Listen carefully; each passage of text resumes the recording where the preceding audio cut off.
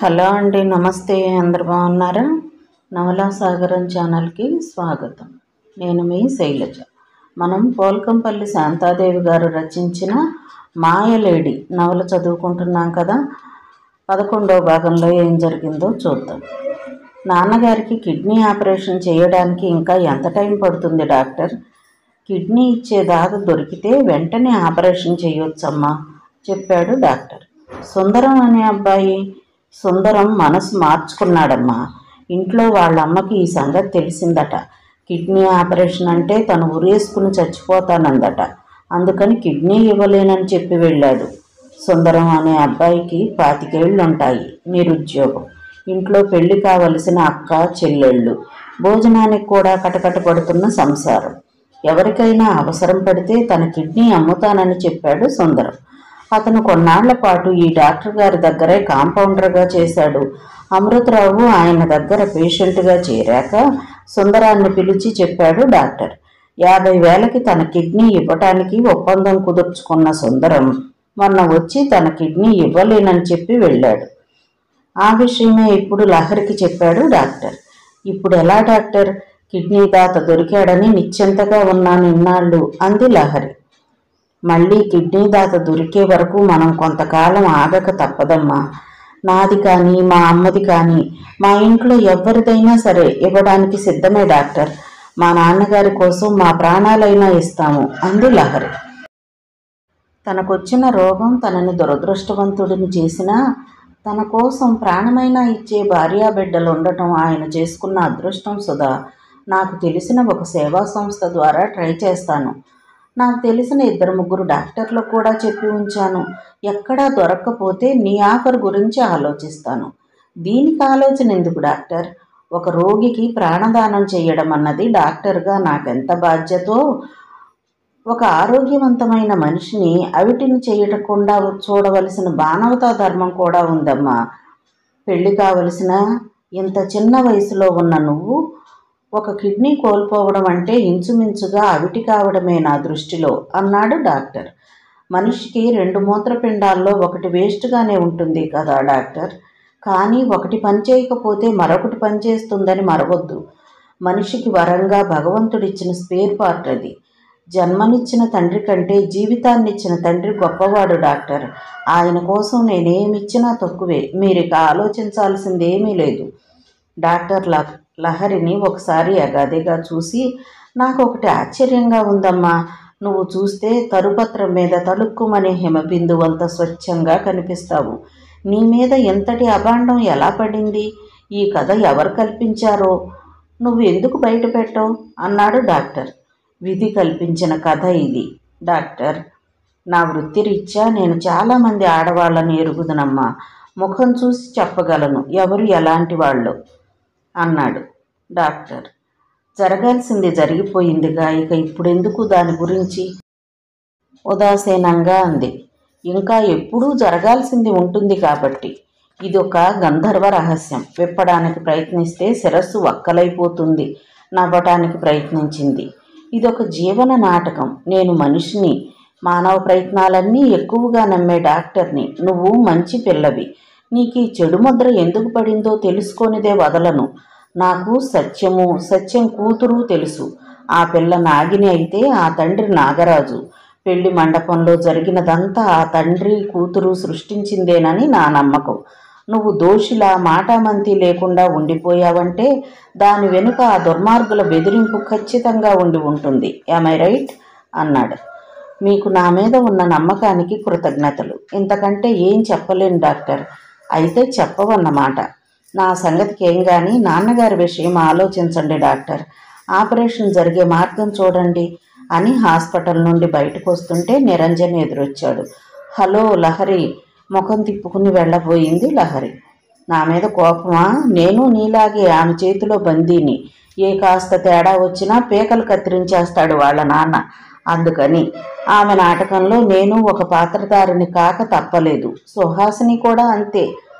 అప్పటికీ మాట్లాడలేదు లహరి. వెళ్ళబోయింది. నిరంజన్ ఆమె దారికి అడ్డుగా నిలబడి, నువ్వు మామూలుగా మాట్లాడే వరకు నిన్ను వదిలేదే లేదు. నీకేమైనా సాయం చేసి నా పాపం కొంచెమైనా కడిగేసుకోవాలనుకుంటున్నాను. చెప్పు సుధా, నేను నీకు చెయ్యగల సాయం ఏదైనా చేస్తాను. అతని గొంతులో ఎంతో నిజాయితీ. కొద్దిగా మెత్తబడింది లహరి.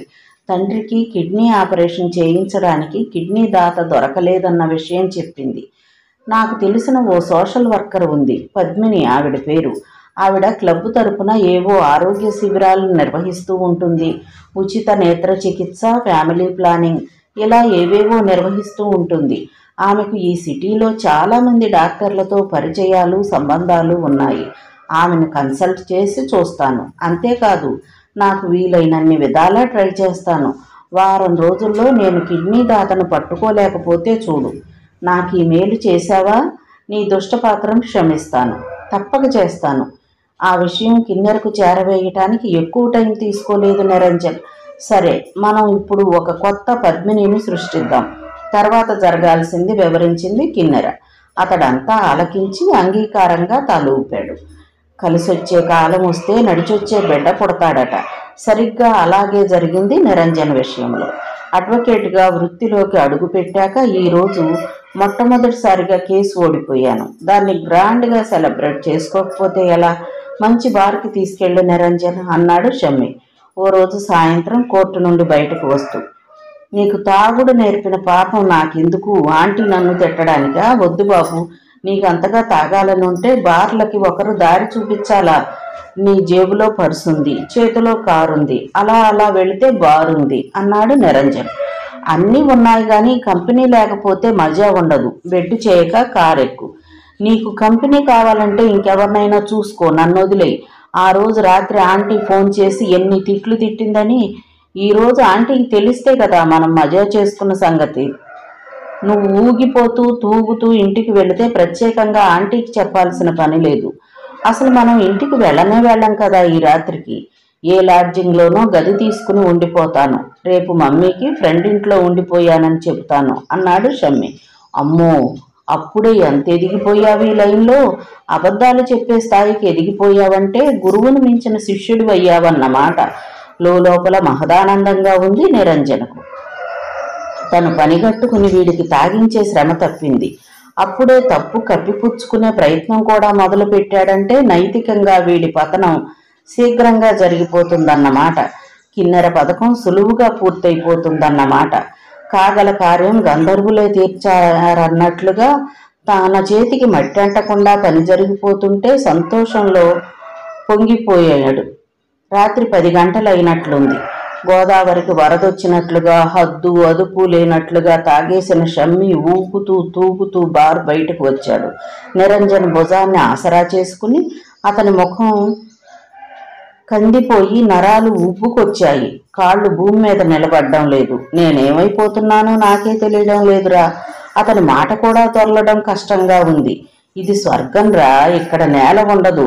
అలా తేలిపోతున్నట్లుగా ఉంటుంది. ఏదైనా లాడ్జిలో నన్ను దించేసి నువ్వు వెళ్ళిపో. స్వర్గంలో అప్సరసలను కలుసుకోకుండానే వెళ్ళిపోతావా? జన్మ వ్యర్థం రా. అసలు ఈ స్వర్గానికి అప్సరసలే అందం.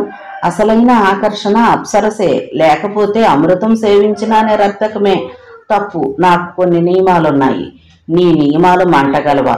ఒక ఆడదే నిన్నింత మోసం చేశాక నువ్వు మగాడివి మడి కట్టుకోవడం ఏమిట్రా? ఇవన్నీ చేతగాని చవటలు చెప్పే మాటలు.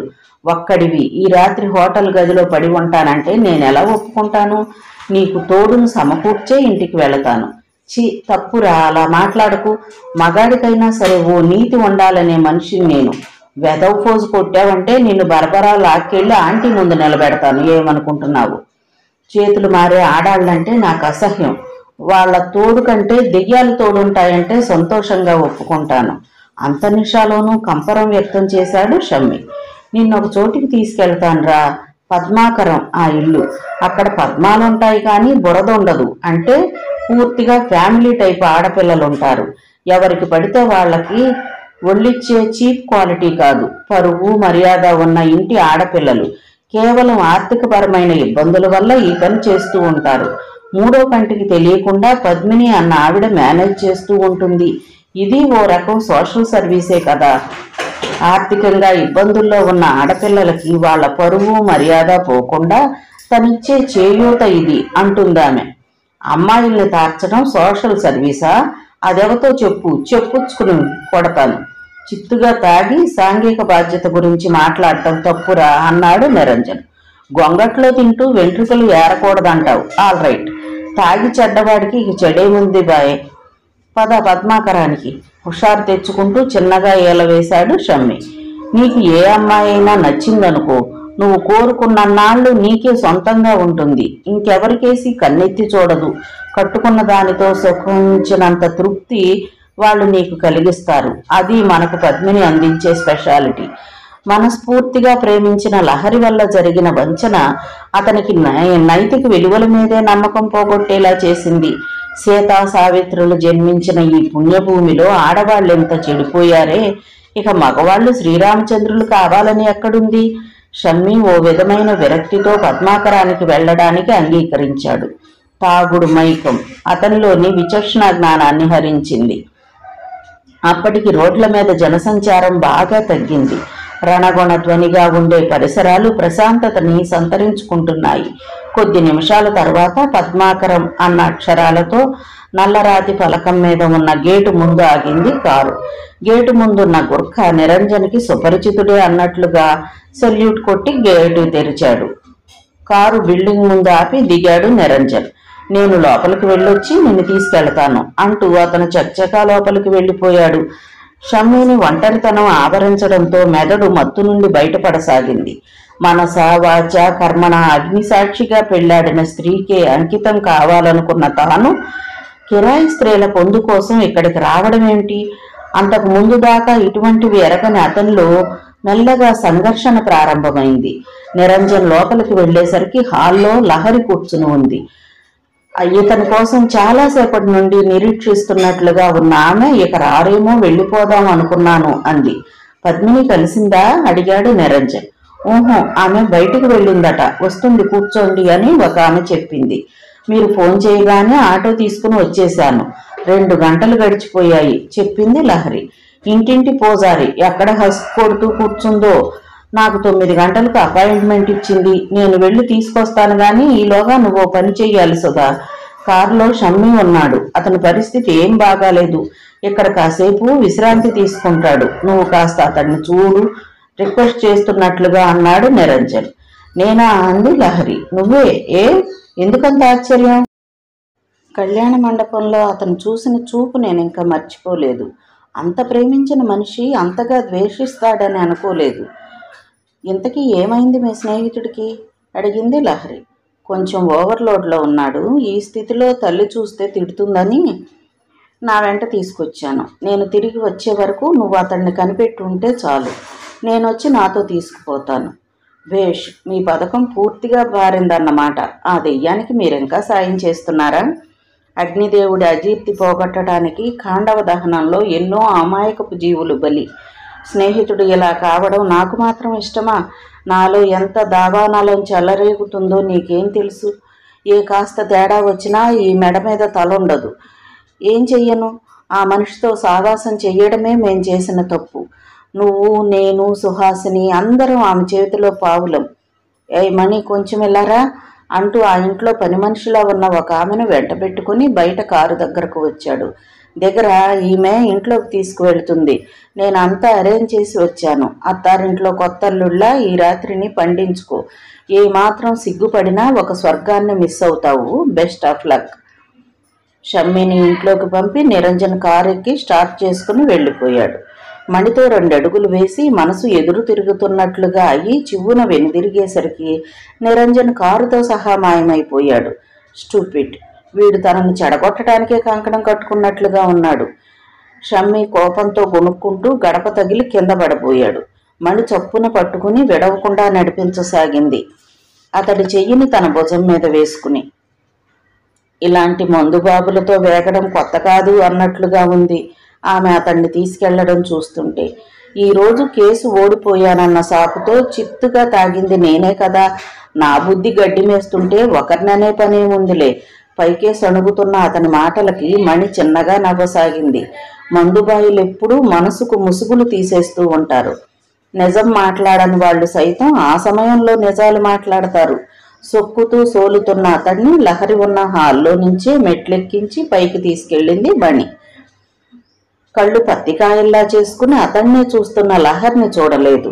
తన దూరంలో ఏదో సణుక్కుంటున్నాడు. ఎంత క్రమశిక్షణ గల మనిషి ఇలా అయిపోయాడు. ఇంటికి వెళ్ళడానికి ముఖం చెల్లక ఈ రాత్రి పరాయి పంచన తలదాచుకోవడానికి వచ్చాడంటే అతనెంత దిగజారిపోయాడో అర్థమవుతుంది. పగబట్టిన ఆడది తలుచుకుంటే చెయ్యలేనిది ఏమీ లేదని నిరూపించింది కిన్నెర. షమ్మీని గదిలో మంచం మీద పడుకోబెట్టి షూస్ విప్పింది మణి. మీరు కాసేపు మంచం మీద రిలాక్స్ అవ్వండి, నేను వెళ్ళి మీకు కావలసిన వాళ్ళని పంపిస్తాను అని చెప్పి వెళ్ళిపోయింది.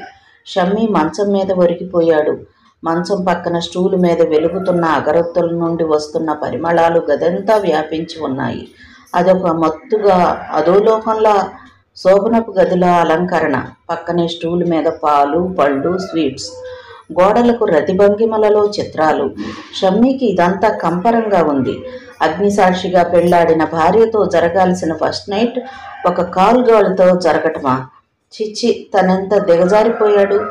తక్షణం ఈ గది విడిచి పారిపోవాలనిపించింది. లేవబోయాడు. శరీరం సహకరించలేదు. దబ్బున కింద పడ్డాడు. అమ్మా అంటూ. చప్పున వచ్చి పట్టుకుంది లహరి. దెబ్బ తగిలిందా? మృదువుగా అడిగింది. బిడ్డకి దెబ్బ తగిలితే అమ్మ గొంతులో వినిపించే లాలింపు, ఒక కాల్ గర్ల్ గొంతులో ఈ లాలింపు, ఈ మృదుత్వం ఎక్కడివి? ఆ స్పర్శ ఎంతో మృదువుగా ఉంది. అమ్మ ఒడిలో సేద తీరుతున్నంత హాయిగా ఉంది. కాల్ గర్ల్ కాదు ఈమె, ఒక దేవత. అరమూతలు పడుతున్న కళ్ళని బలవంతంగా విప్పి చూశాడు షమ్మి. ఏదో రాక్షసి చేతిలో చిక్కుబడినట్లుగా ఉలిక్కి పడ్డాడు. వేల వేల వోల్టుల కరెంటు తాకినట్లుగా విదిలించి దూరంగా జరిగాడు. రామేశ్వరం పోయినా శనేశ్వరం వదల్లేదన్నట్లుగా ఇక్కడే నువ్వే దాపరించావా నా ప్రాణానికి? అతని చేత్కారం లహరి గుండెలో వాడి అయిన శరంలా దిగింది. నిరంజన్ కాస్త మిమ్మల్ని చూడమని చెబితే పాలిపోయిన ముఖంతో అంది. చివరికి పద్మాకరంలో ఒక పద్మినిగా అవతారం ఎత్తావన్నమాట. డబ్బు కోసం, వెధవ డబ్బు కోసం. నీకు కావాలంటే నీ ముందు నోట్ల కట్టలు కుప్పలు కుప్పలుగా పోసేవాడినే కదా. మీరేమంటున్నారో నాకు అర్థం కావడం లేదు. ఈ రాత్రికి నీ రేట్ ఎంత? ఎదుట పిడుగు పడినట్లుగా నిశ్చేష్ట్రాలైపోయింది. చుట్టూ మంటలు వ్యాపిస్తున్నట్లుగా, తనందులో దగ్ధమైపోతున్నట్లుగా, మనసులో హాహాకారాలు. నేను దిగజారానో లేదో నా మనసుకు తెలుసు, కానీ మీరు మాత్రం దిగజారారు. ఆడదానికి వెలకట్టేంతగా దిగజారారు. ఈ మనిషినా నేను ఒకనాడు ప్రేమించింది అనుకుంటే సిగ్గుతో చచ్చిపోవాలనిపిస్తుంది అంది లహరి. ప్రేమ, ఆ రెండక్షరాలు ఎంతో పవిత్రమైనవి. ఆ పదాన్ని నీ పాపిష్టి నోట ఉచ్చరించి మలినపరచకు. ప్రేమకు ఔన్నత్యం మీరిస్తారు కాబోలు. అందుకేనా చావైనా బ్రతుకైనా కలిసి పంచుకుందామన్న మీరు బ్రతికుండగా నన్ను చంపుతున్నారు. ఒకసారి ఆడదాని చెయ్యి పట్టుకుని విడిచేవాడు మగాడే కాదు నా దృష్టిలో. ప్రపంచమంతా శత్రువైనా పోరాడి తన దాన్ని కాపాడుకునేవాడే అసలైన మగాడు. ఫోటోలు, ప్రేమలేఖలు చూడగానే ఒక సాదాసీదా మగాడిని అనిపించుకుని పెళ్లి మండపంలోంచి వెళ్ళిపోయారు. ఫోటోలే కాదు, వీడియో క్యాసెట్ కూడా చూశాను. నా జన్మ తరించిందనుకో.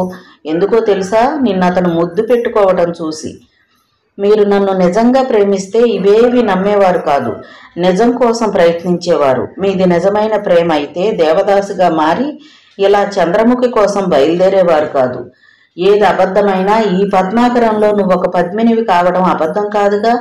పద్మాకరం అని ఈ ఇంటికి చక్కని అభిరుచితో పేరు పెట్టుకున్నారనుకున్నాను, కానీ నిజంగా ఇక్కడ పద్మాలుంటాయని కానీ వాటి కోసం మత్తెక్కిన తుమ్మెదలు తిరుగుతుంటాయని కానీ నాకు తెలియదు.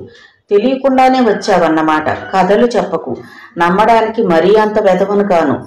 నువ్వంటే నా అణువణువున అసహ్యం. వెళ్ళు, నా కళ్ళ ముందు నుండి వెళ్ళు ఆవేశంగా అన్నాడు షమ్మి. ప్రాణాలకు తెగించి నిజం చెప్పినా వినిపించుకునే స్థితిలో లేడతడు. నిజంగా అతను విషపూరితమైపోయింది అతని మనసు. ఈ ప్రపంచంలో మిన్నాగుల కాటుకైనా విరుగుడుంటుందేమో కానీ మనిషి కాటుకు విరుగుడే లేదు. ఏం చెప్పినా కట్టుకథగా కొట్టివేసే అతడికి ఏం చెప్తుంది? ఇదంతా కిన్నెర సృష్టించిన మాయాజాలమని చెప్పినా నమ్మని స్థితికి వచ్చాడు అతను. లహరి శరీరంలో, మనసులో శక్తినంతా ఎవరో పీల్చేసినట్లుగా అయింది. నీరసంగా కాళ్ళీడుస్తూ గది దాటి బయటకు వచ్చింది. ఏ పద్మినిని కలవాలని వచ్చిందో ఆ పద్మినిని కలవకుండానే బయటపడింది. నయం, ఆమెను ఎవ్వరూ ఆపే ప్రయత్నం చెయ్యలేదు. ఒక కత్తుల బోనులో నుంచి బయటపడినట్లుగా ఫ్రీగా గాలి పీల్చుకుంది లహరి. షమ్మి ముందు తనని కాలుగాలుగా నిలబెట్టడం ఒక్కటే నిరంజన ఉద్దేశం. అంతకు మించి దురుద్దేశం కలగనందుకు తను సంతోషించాలి. ఆ పద్మిని తనని బంధించి ఏ రెడ్ లైట్ ఏరియాకో అమ్మేస్తే తనకి ఎవ్వరూ దిక్కయ్యేవారు కాదు. కుక్కల మధ్యన పడిన ఇంగిలి విస్తరాకయ్యేది తన బతుకు. ఒక గొప్ప ప్రమాదం నుండి తప్పిపోయినందుకు సంతోషం.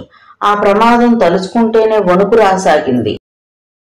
ఆ రోజు పోస్ట్లో ఆకాశరామన్న పేరుతో ఓ ఉత్తరం వచ్చింది భారతికి. భారతి గారు, మనిషికి ముందు తన ఇల్లు, తర్వాత సంఘం, తర్వాతే దేశం ప్రాముఖ్యత వహిస్తాయి. అంటే ముందు తన ఇంటిని ఉద్ధరించుకున్నాకే సంఘాన్ని ఉద్ధరించడానికి, తర్వాత దేశాన్ని ఉద్ధరించడానికి బయలుదేరాలన్నమాట. ఓవైపు మీ ఇల్లు తగలబడిపోతుంటే ఆ సంగతి పట్టించుకోకుండా సంఘసేవ చేయడం హాస్యాస్పదం కాదా? మీకున్నది ఒకే ఒక పుత్రుడు, వంశోద్ధారకుడు. అతను శేషాలు ఖాళీ చేసి సానెకొంపల చుట్టూ తిరుగుతుంటే మీకేం పట్టకపోవటం విచారకరం. ముందు అతన్ని దిద్దుకుంటే సంఘాన్ని, దేశాన్ని ఉద్ధరించినంత.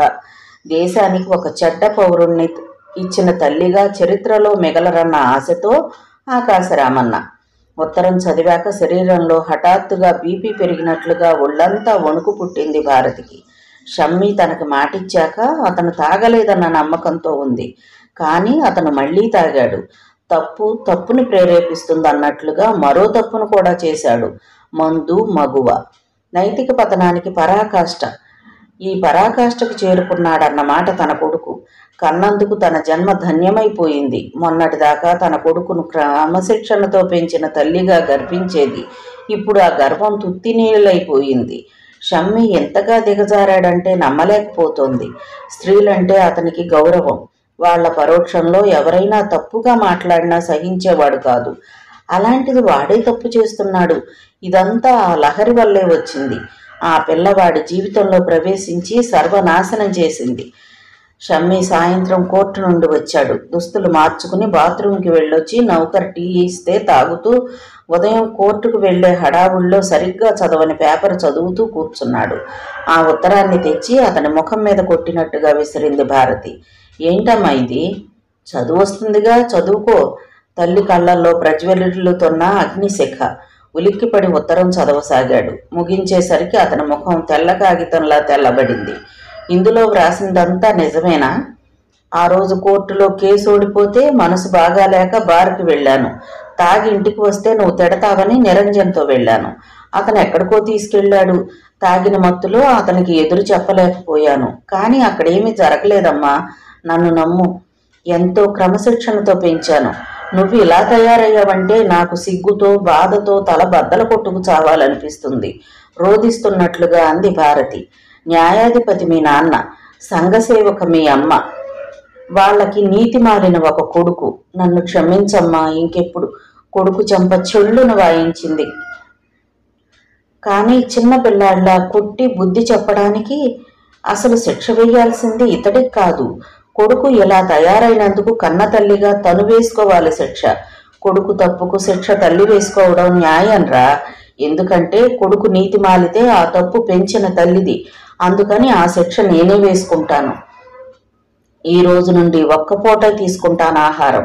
నువ్వు మళ్ళీ తప్పు చేశావని తెలిస్తే రెండో పూట కూడా మానేస్తాను అన్నది భారతి. అమ్మా, తనకు తిండి లేకుండా మాడిస్తే భరించగలడు. తనకి ఏ శిక్ష వేసినా సంతోషంగా అనుభవిస్తాడు. కానీ తనకు బదులుగా అమ్మ శిక్ష వేసుకుంటే, తనకు బదులుగా అమ్మ ఉపవాసం చేస్తే తను భరించలేడు. ఇది చాలా కఠినమైన శిక్ష. నేరస్తులను ఎలా శిక్షించాలో తెలిసిన జడ్జి గారి భార్య కదా ఆమె. భర్త మనసుకు ప్రశాంతత కావాలని ఆశ్రమాలు పట్టిపోయాడు. కొడుకు ఎలా అయిపోయాడు? ఆమె మనోఘోషను సరిగ్గానే అర్థం చేసుకోగలడు షమ్మి. జన్మలో తాగకూడదని ఒట్టు పెట్టుకున్నాడు.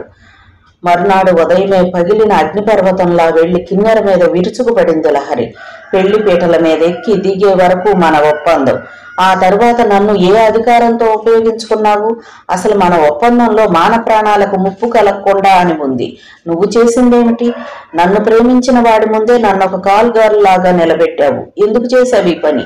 ఊరికే నిలబెట్టాను కానీ ఏమీ జరగలేదుగా, నిర్లక్ష్యంగా అంది కిన్నెర. మానవతికి ప్రాణం వదలటానికి ఈ మాత్రం చాలదా అంది లహరి. గొప్ప మానవతివి, బయలుదేరావు గాని నోరు మూసుకు వెళ్ళు, ఎగతాళి చేసింది కిన్నెర. నీ ప్రియుడి మీద పగ తీర్చుకోవాలనుకుంటే ఎంతకన్నా మార్గం కనిపించలేదా? అంతేలే, చిన్న మనుషులకు చిన్న బుద్ధులు. ఒక దాదాగాడి కూతురికి దాదా బుద్ధులు గాక మరేమొస్తాయి? లహరి ఇలా ఎదిరించగలదని కల్లో కూడా ఊహించలేదు కిన్నెర. ఏం కూసావే?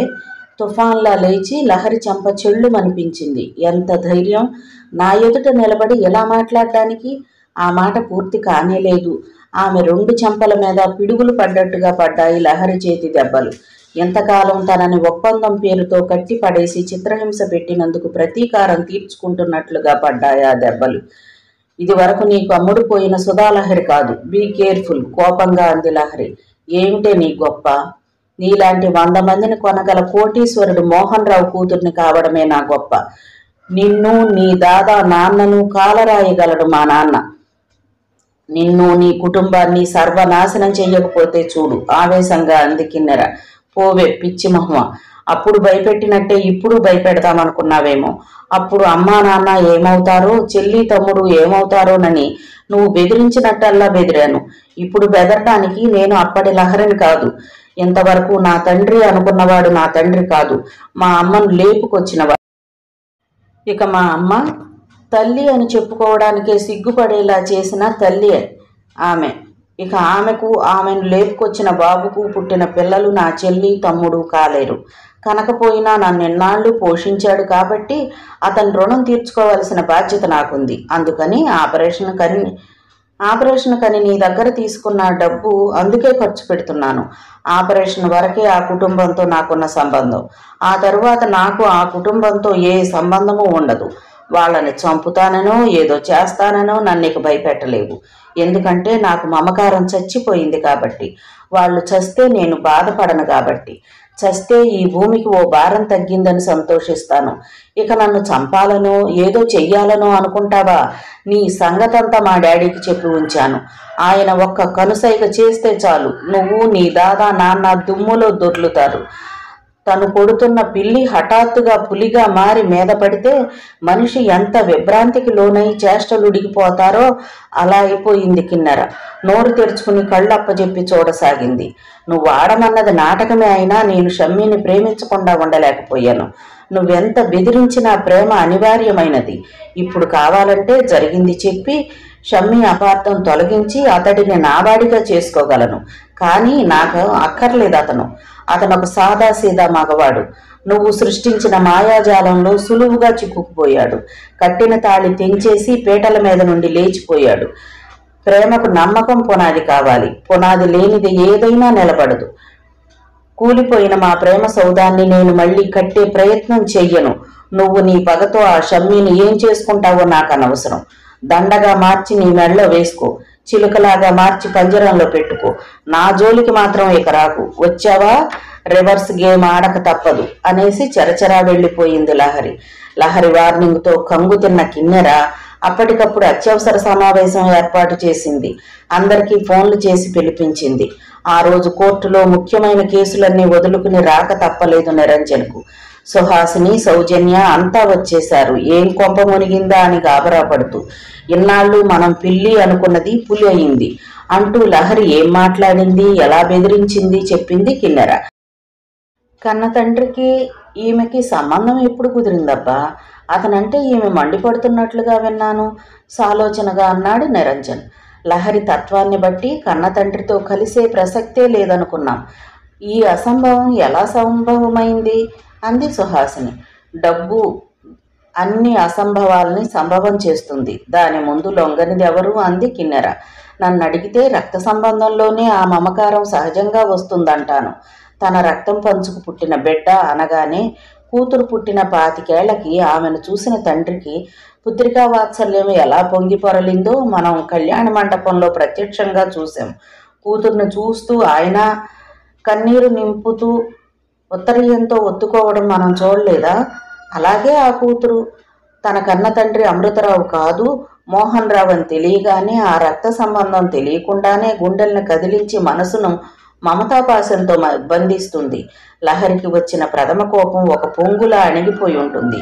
మోహన్ రావుకి డబ్బు లేకపోయినా లహరి అతన్ని తండ్రిగా అంగీకరించేదే అని నా నమ్మకం అంది సౌజన్య. కోట్లకు పడగెత్తిన దాని తండ్రి అండ దానికి దొరికితే అనుకుందామా?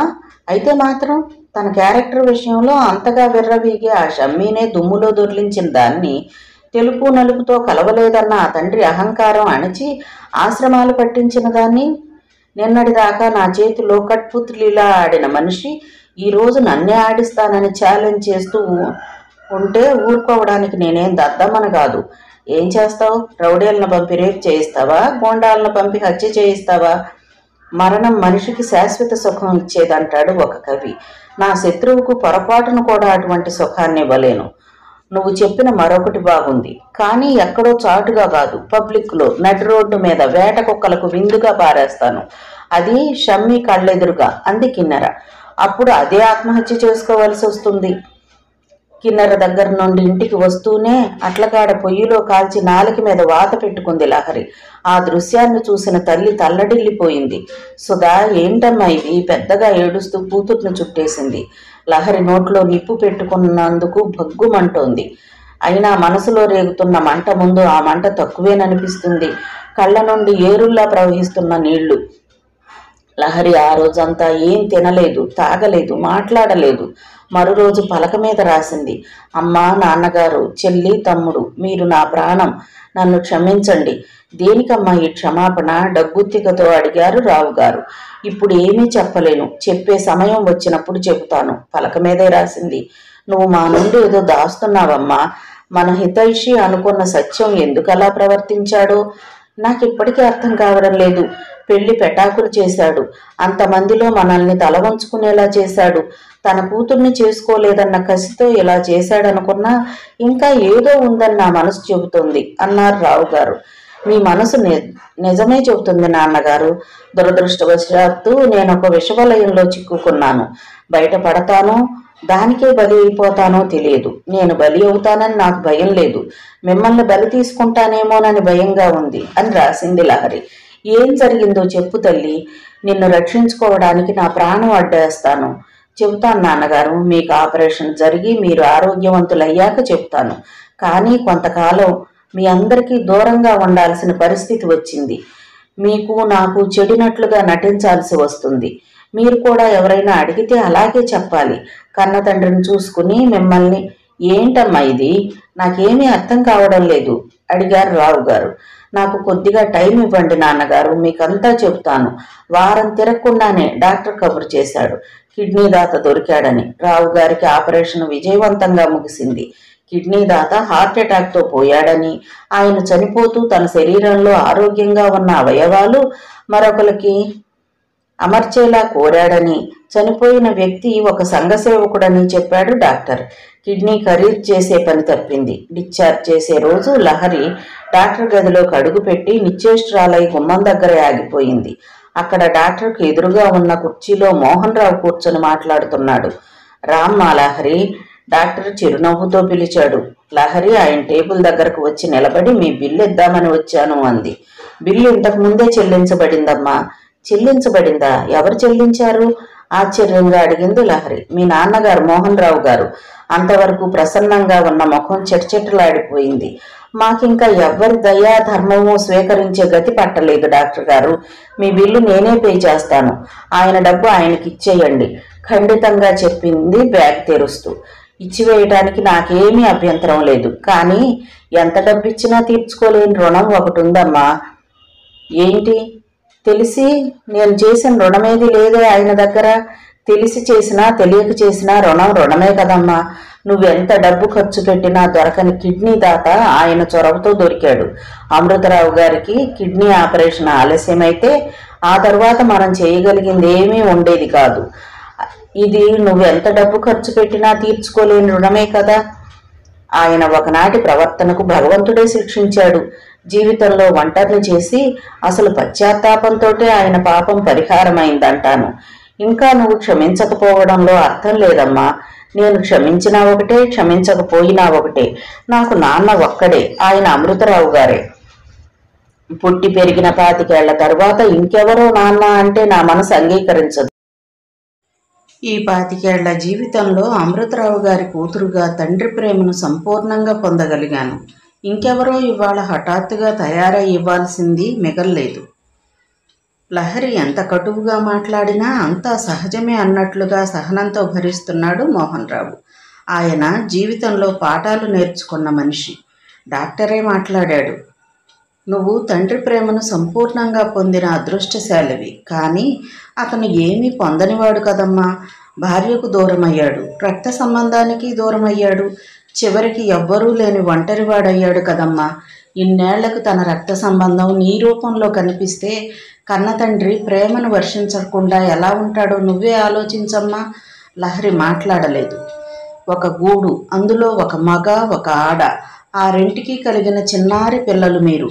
పిల్లలు పుట్టాక ఆ పిల్లలే జీవితం. ఆ రెంటికి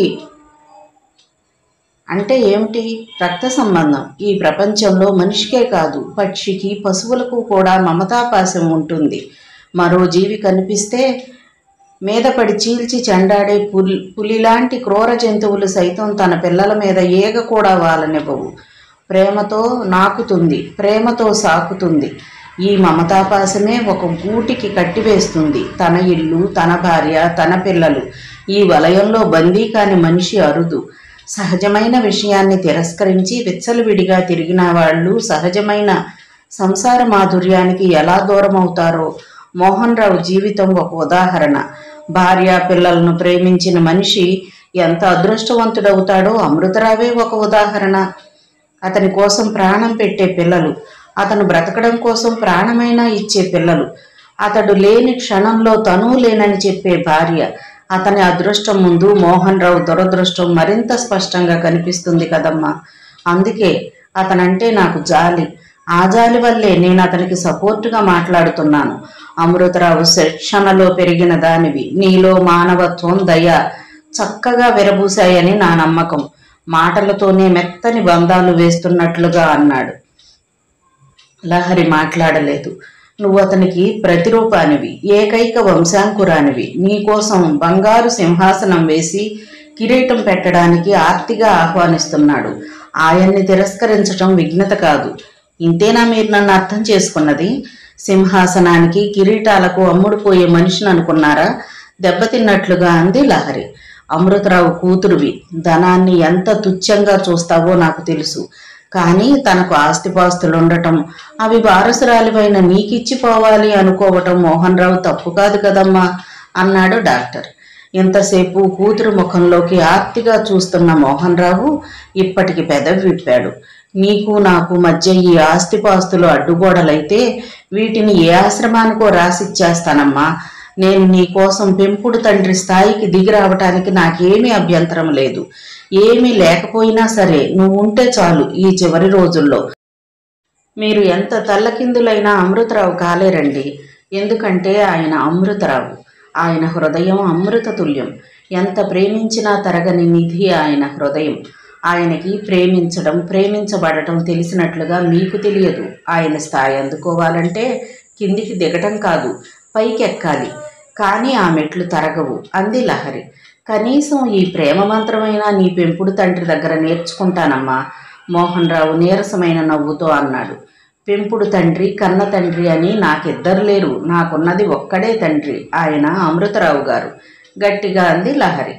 కృష్ణుడి పెంపకంలో యశోద ధన్యమైనట్లు నిన్ను పెంచిన అమృతరావు ధన్యమయ్యాడు అన్నాడు డాక్టర్. ఇక్కడుంటే ఎలాగో ఓలా నిన్ను చూసుకోవచ్చని తన మకాం ఇక్కడికే మార్చాడమ్మా మీ నాన్న. మొన్న జూబ్లీ హిల్స్లో బిల్డింగ్ ఒకటి ఖరీదు చేశాడు. తన వ్యాపారానికి సంబంధించిన ఆఫీస్ కూడా ఇక్కడికే మార్చుకుంటాడట చెప్పాడు డాక్టర్. నేను ఒప్పుకున్నా ఒప్పుకోకపోయినా మన మధ్య ఒక సంబంధం ఉంది. అది రక్త సంబంధం. మీకు ఇవ్వకపోయినా దానికి ఇవ్వాలి విలువ.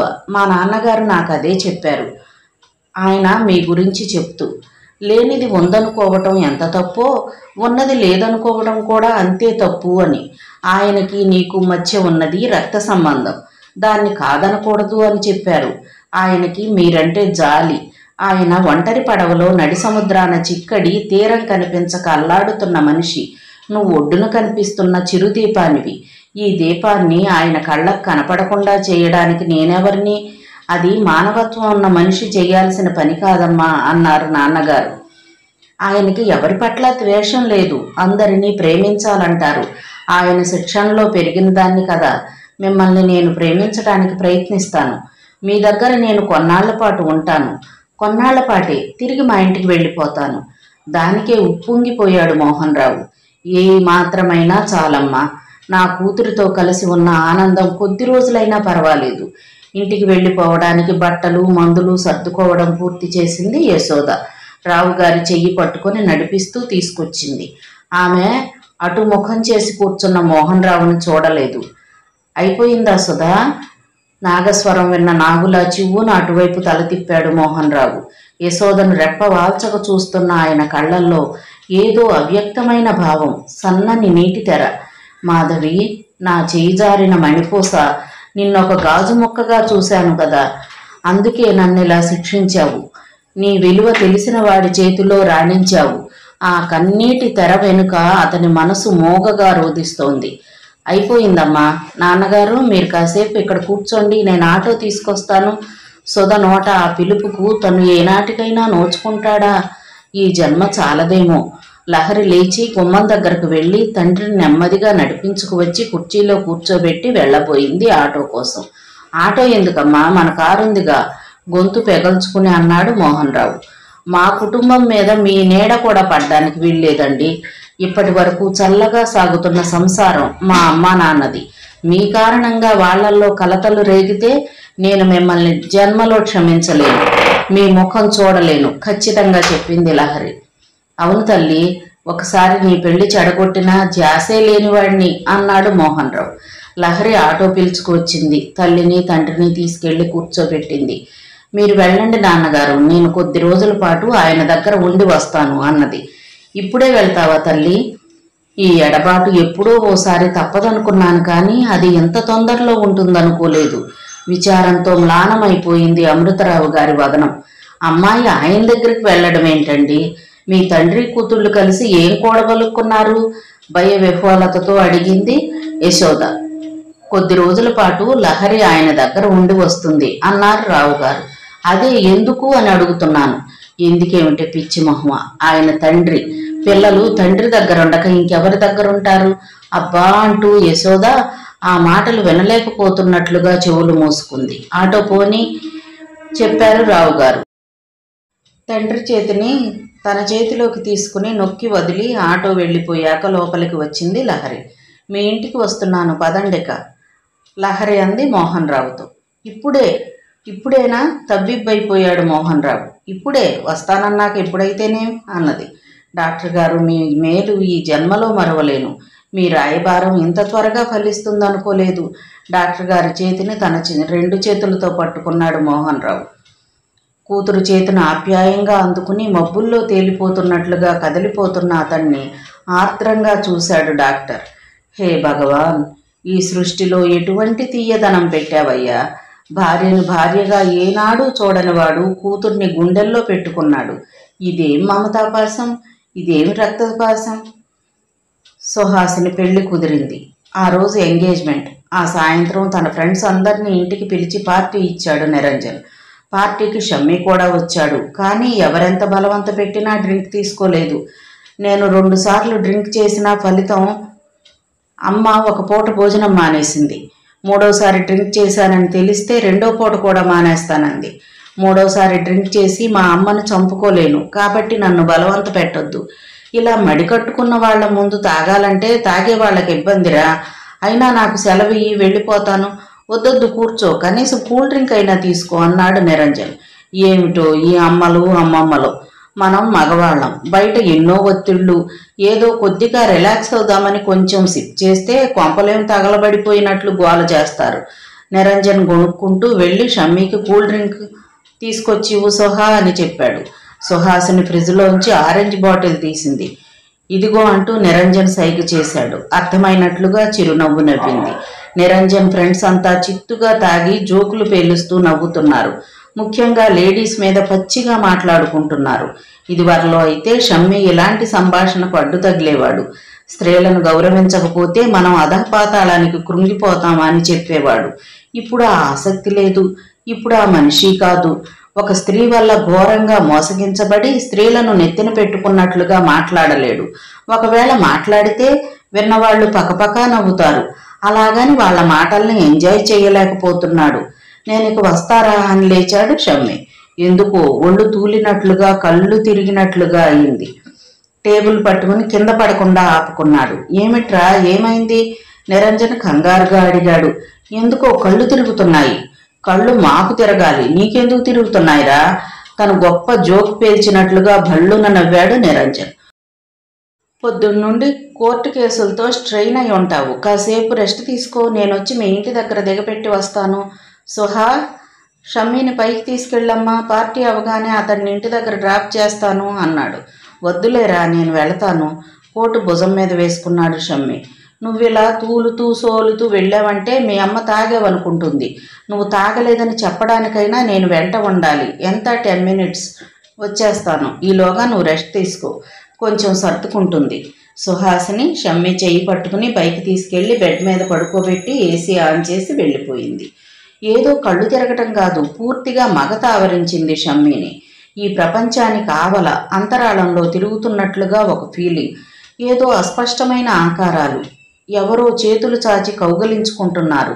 పెదవుల మీద ముఖం మీద పిచ్చిగా ముద్దులు పెట్టుకుంటున్నారు. పెనవేసుకుని సుళ్ళు తిరుగుతున్నారు. ఆ స్పర్శ శుతిమెత్తగా పరిమళభరితంగా ఉంది. ఏదో తీయని బాధ శరీరమంతా వ్యాపించింది. కట్టె రాసుకుంటే అగ్ని రగులుతుంది. నవచైతన్యం తొణికిసలాడే శరీరాలు రాసుకుంటే రగిలేది మహాజ్వాల. ఐక్యం చెందితే కాని ఆరని జ్వాల.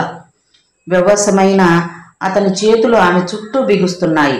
ఇంతకీ తానెక్కడున్నాడు? ఏ నాగకన్యో మాయ చేసి ఏ నాగలోకమో ఎత్తుకుపోలేదు కదా. అందుకేనా తనకి కళ్ళు తిరిగినట్లుగా ఈ మగత ఆవరించింది?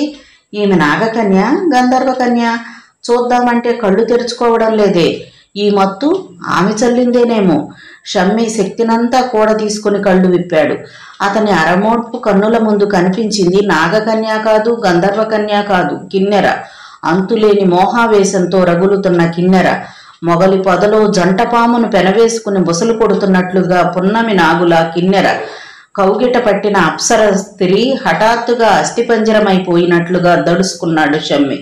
నిప్పుల కుంపటిలోంచి మంచు కొండల్లోకి విసిరేసినట్లుగా చల్లబడిపోయాడు. ఎవరి పేరు తలుచుకుంటే ఒళ్లంతా గొంగళి పురుగు పాకినట్లుగా అవుతుందో ఆమె కౌగిట్లో తను, తన కౌగిట ఆమె. తీవ్రమైన అసహ్యంతో ఆమెను విదిలించేశాడు. మిన్నాగులా చివ్వున లేచి అతని చెయ్యి అందుకుంది కిన్నెర. ఇంకా పంతమా? నన్ను కాదని నువ్వు ఏం సాధించావని? నలుగురిలో నవ్వుల పాలైంది జీవితం. మీ నాన్న ఆశ్రమాల బాట పడితే మీ అమ్మ స్వర్గం చేయడానికి సమాయత్తమవుతుంది. నువ్వు ఒక తాగుబోతుగా తిరుగుబోతుగా ముద్రపడ్డావు. నేను నీ గురించి చేయిస్తున్న దుష్ప్రచారంతో నీ చేతిలో ఉన్న కేసులన్నీ జారిపోతున్నాయి. కొత్త కేసులు తిరిగైనా చూడడం లేదు. ఇంకొద్ది రోజుల్లో నువ్వు అవుట్. నిన్ను నువ్వు ఆత్మహత్య చేసుకునే రోజు దగ్గర పడుతోంది. నాతో పెట్టుకోవాలనుకోకు. బతికొండగానే నరకాన్ని చవి చూపిస్తాను. నోర్మై, నువ్వు నన్నేం చెయ్యలేవు కోపంగా అన్నాడు. చేస్తాను. ఇప్పటికే చాలా చేశాను. నిన్ను దేవదాసుని చేశాను. చంద్రముఖి దగ్గరకు పంపాను. వృత్తిలో దెబ్బతీశాను. నేను తలుచుకుంటే ఏమైనా చేస్తాను. రోడ్డు మీద అడుక్కునేలా చేస్తాను. నువ్వు అనుకున్నట్లుగా నేనింకా అంత పతనం కాలేదు. నేను ఈ రోజు తాగలేదు. ఈ మత్తు నువ్వు సృష్టించిందని ఇప్పుడు అర్థమవుతుంది. ఇక ముందు జాగ్రత్తగా ఉంటాను అన్నాడు షమ్మి. కిన్నెర కంఠంలో కాఠిన్యం స్థానంలో కరుణరసం చోటు చేసుకుంది. నీ అహంభావమే నీ పట్ల ఆకర్షణగా మారుతోంది. షమ్మి, నువ్వు వద్దన్న కొద్దీ నిన్ను పెనవేసుకుపోవాలనిపిస్తుంది. ఎందుకు నేనంటే నీకింత విముఖత? ప్రేమే నా నేరమా? నువ్వు ప్రేమించిన వాళ్ళు నిన్ను మోసం చేసినప్పుడు నిన్ను ప్రేమించిన వాళ్ళని నువ్వు చేరదీయొచ్చు కదా. నీదొక ప్రేమ, నువ్వొక మనిషివి అంటూ ఏసడించాడు షమ్మి. నా ప్రేమను అవమానపరచుకు, నా మనసు గాయపరచుకు. నువ్వు కాదంటే నిన్ను చంపి నీ శవంతో ఆడుకోగలను. జాగ్రత్త. క్షుద్ర ప్రేమికుల జాబితాలో చేరదగిన మనిషి కిన్నెర. కర్మకాలి ఆమె చేతిలో పడ్డాడు. ఒళ్ళు జలధరించినట్లయింది షమ్మికి. చంపడం ఒక్కటే నీకు చేతనైన పని. చాలామంది ప్రేమ కోసం ప్రాణాలు అర్పిస్తారు. నేను నీ రాక్షసమైన ప్రేమ నుండి తప్పించుకోవడం కోసం ప్రాణాలు అర్పిస్తాను. కానీ నేను చస్తే నువ్వు శాశ్వతంగా ఓడిపోయినట్టే కదా. అందుకే కదా నిన్ను ఇంతకాలం ప్రాణాలతో ఉంచింది. నువ్వు మొదట నన్ను కాదన్నప్పుడే నీ మెడ మీద తలకాయ తీసేద్దామన్నాడు మా డాడీ.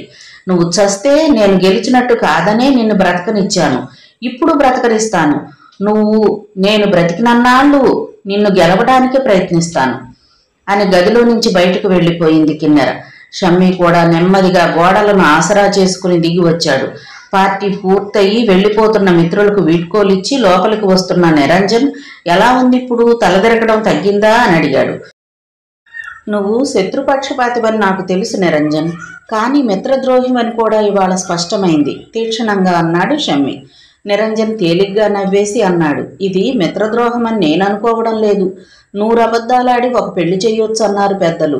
నేను, సుహా, ఆమె ఫ్రెండ్స్ మేమంతా గాఢంగా అభిలషించేది కిన్నెరకు నీకు వివాహం జరగడం. కిన్నెర, సమీర్ కుమార్ల కళ్యాణం జరిపించడం కోసమే మేమంతా పాత్రదారులం కావలసి వచ్చింది. శాకిని, డాకిని జాతికి చెందిన స్త్రీ ఆమెతో నా వివాహం అభిలషించడం మిత్రుడిగా నువ్వు చేయాల్సిన పని కాదు. ప్రేమమయ్యి అమృతమయ్యి అయిన స్త్రీ కూడా తన ప్రేమను కాదన్న పురుషుడి పట్ల శాకినిగా, డాకినిగా మారడం అసహజం కాదు షమ్మీ. కిన్నెరను ప్రేమించి చూడు, ఆమె అమృతాన్ని చవిచూపుతుంది. పూజిస్తే వరాలిచ్చి, ఆగ్రహిస్తే కాటేసే నాగజాతికి చెందిన స్త్రీ కిన్నెర. నీకు ఇదివరకే ఆ సంగతి చెప్పాను. పిచ్చి ప్రేమతో నీ కాళ్ల దగ్గర పడి ఉండాల్సిన ఆడదాన్ని నువ్వే రాక్షసిగా మార్చావు. ఇప్పటికైనా మించిపోలేదు. నీ తప్పును సరిదిద్దుకుంటే సుఖపడతావని స్నేహితుడిగా నా సలహా. పద, మీ ఇంటికి పంపించేస్తాను. చాలిక నీ స్నేహం, నేనొక్కడనే వెళ్ళగలను. నీ కళ్ళింకా మత్తుగా మూతలు పడుతూనే ఉన్నాయి.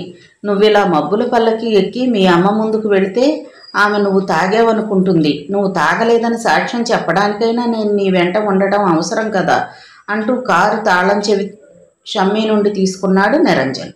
షమ్మీ పూర్తిగా స్పృహలో ఉన్నా కళ్ళని ఆవరించుకున్న మగత వదలడం లేదు. అవి ఇంకా అరమూతలవుతూనే ఉన్నాయి. షమ్మీ ఇంటికి చేరుకునేసరికి రాత్రి 10 అయింది.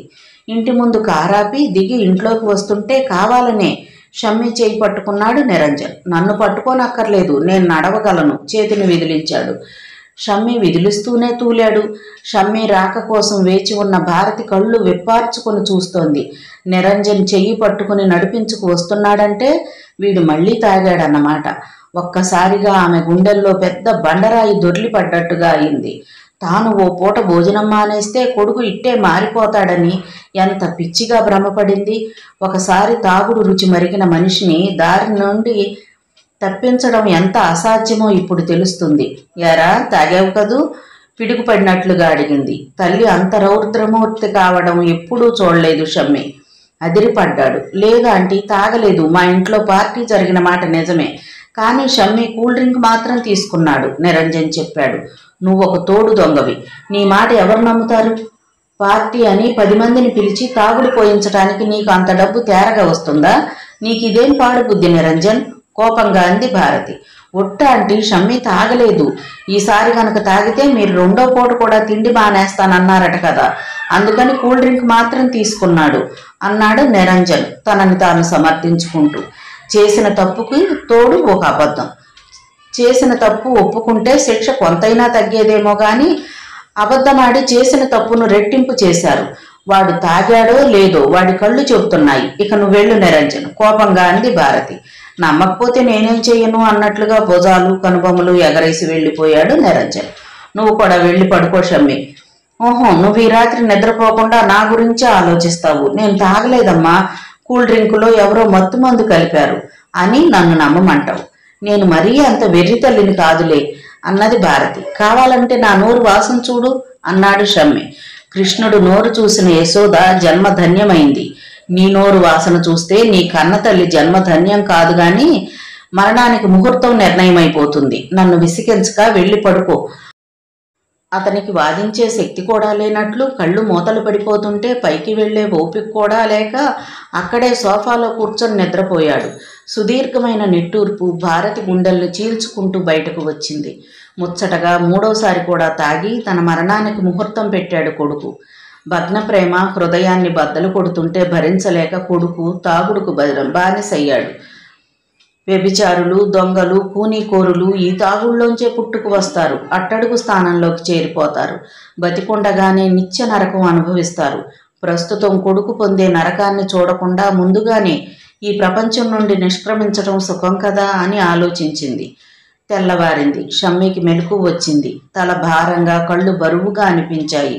రాత్రి జరిగినదంతా ఒక పీడకలలా గుర్తుకు వచ్చింది. దానితో పాటు అమ్మ ఈ రోజు నుండి ఆహారం తీసుకోవడం పూర్తిగా మానేస్తుందని గుర్తుకు వచ్చింది. ఉపవాసాలతో నీరసించి చివరికో రోజు కన్ను మూస్తే అమ్మను తలుచుకుంటే అతనికి కడుపులోంచి దుఃఖం తన్నుకు వచ్చినట్లుగా అయింది.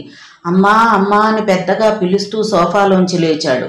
అమ్మగారు పూజ గదిలో ఉన్నారు బాబు, నౌకరు వినయంగా చెప్పాడు.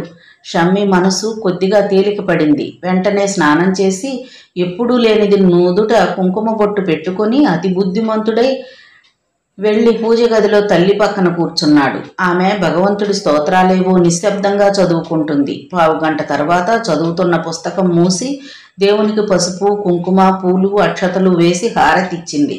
భక్తిగా హారతి కళ్ళకద్దుకున్నాడు షమ్మీ. కొడుక్కి తీర్థప్రసాదాలిచ్చి తాను తీసుకుని పూజ గది మూసి పెరటి వైపు ఉన్న వరండాలో చిరుచాప వేసుకుని రామాయణం పుస్తకం చదువుకుంటూ కూర్చుంది. నౌకరు టీ తెచ్చాడు. తీసుకోలేదు. ఈ రోజు నుండి నేను టీ కానీ భోజనం కానీ చెయ్యను, నా కోసం వండొద్దు. అమ్మగారు బాధగా పిలిచాడు నౌకరు. ఈ విషయం షమ్మీకి చెప్పాడు. షమ్మీ వెళ్ళి తల్లి ముందు కూర్చుని ఆమె చేతులు పట్టుకున్నాడు. రాత్రి నేను తాగలేదమ్మా. నిరంజన్ ఇంట్లో పార్టీ అంటే వెళ్ళాను. కూల్ డ్రింకులో మత్తు మందు కలిపి ఇచ్చారు. ఇదంతా ఆ కిన్నెర పన్నిన వల. ఆమెను పెళ్లాడలేదని పగబట్టింది. నన్ను సర్వనాశనం చెయ్యాలని కంకణం కట్టుకుంది. నిరంజన్ కిన్నెర పక్షపాతి అని తెలుసు కానీ మిత్రద్రోహానికి తలపెట్టగల నీచుడని రాత్రే తెలిసింది అంటూ రాత్రి జరిగినదంతా చెప్పాడు. కిన్నెర ప్లాన్ అంతా చాలా సక్సెస్ఫుల్గా జరిగిపోతుందమ్మా. నీ ఆత్మాహుతి, తరువాత నా ఆత్మహత్య, నాన్నగారు సన్యాసుల్లో కలిసిపోవటం, ఈ మూడు జరిగితే కిన్నెర సంపూర్ణ విజయం సాధించినట్లే. ఆమె ఓడిపోవాలంటే ఈ మూడింటిలో ఏది జరగకూడదు అన్నాడు. నువ్వు చెప్పేదంతా నిజమేనా? తల్లికే అబద్ధాలు చెప్పేంత నీచుడు కాదమ్మా నీ కొడుకు.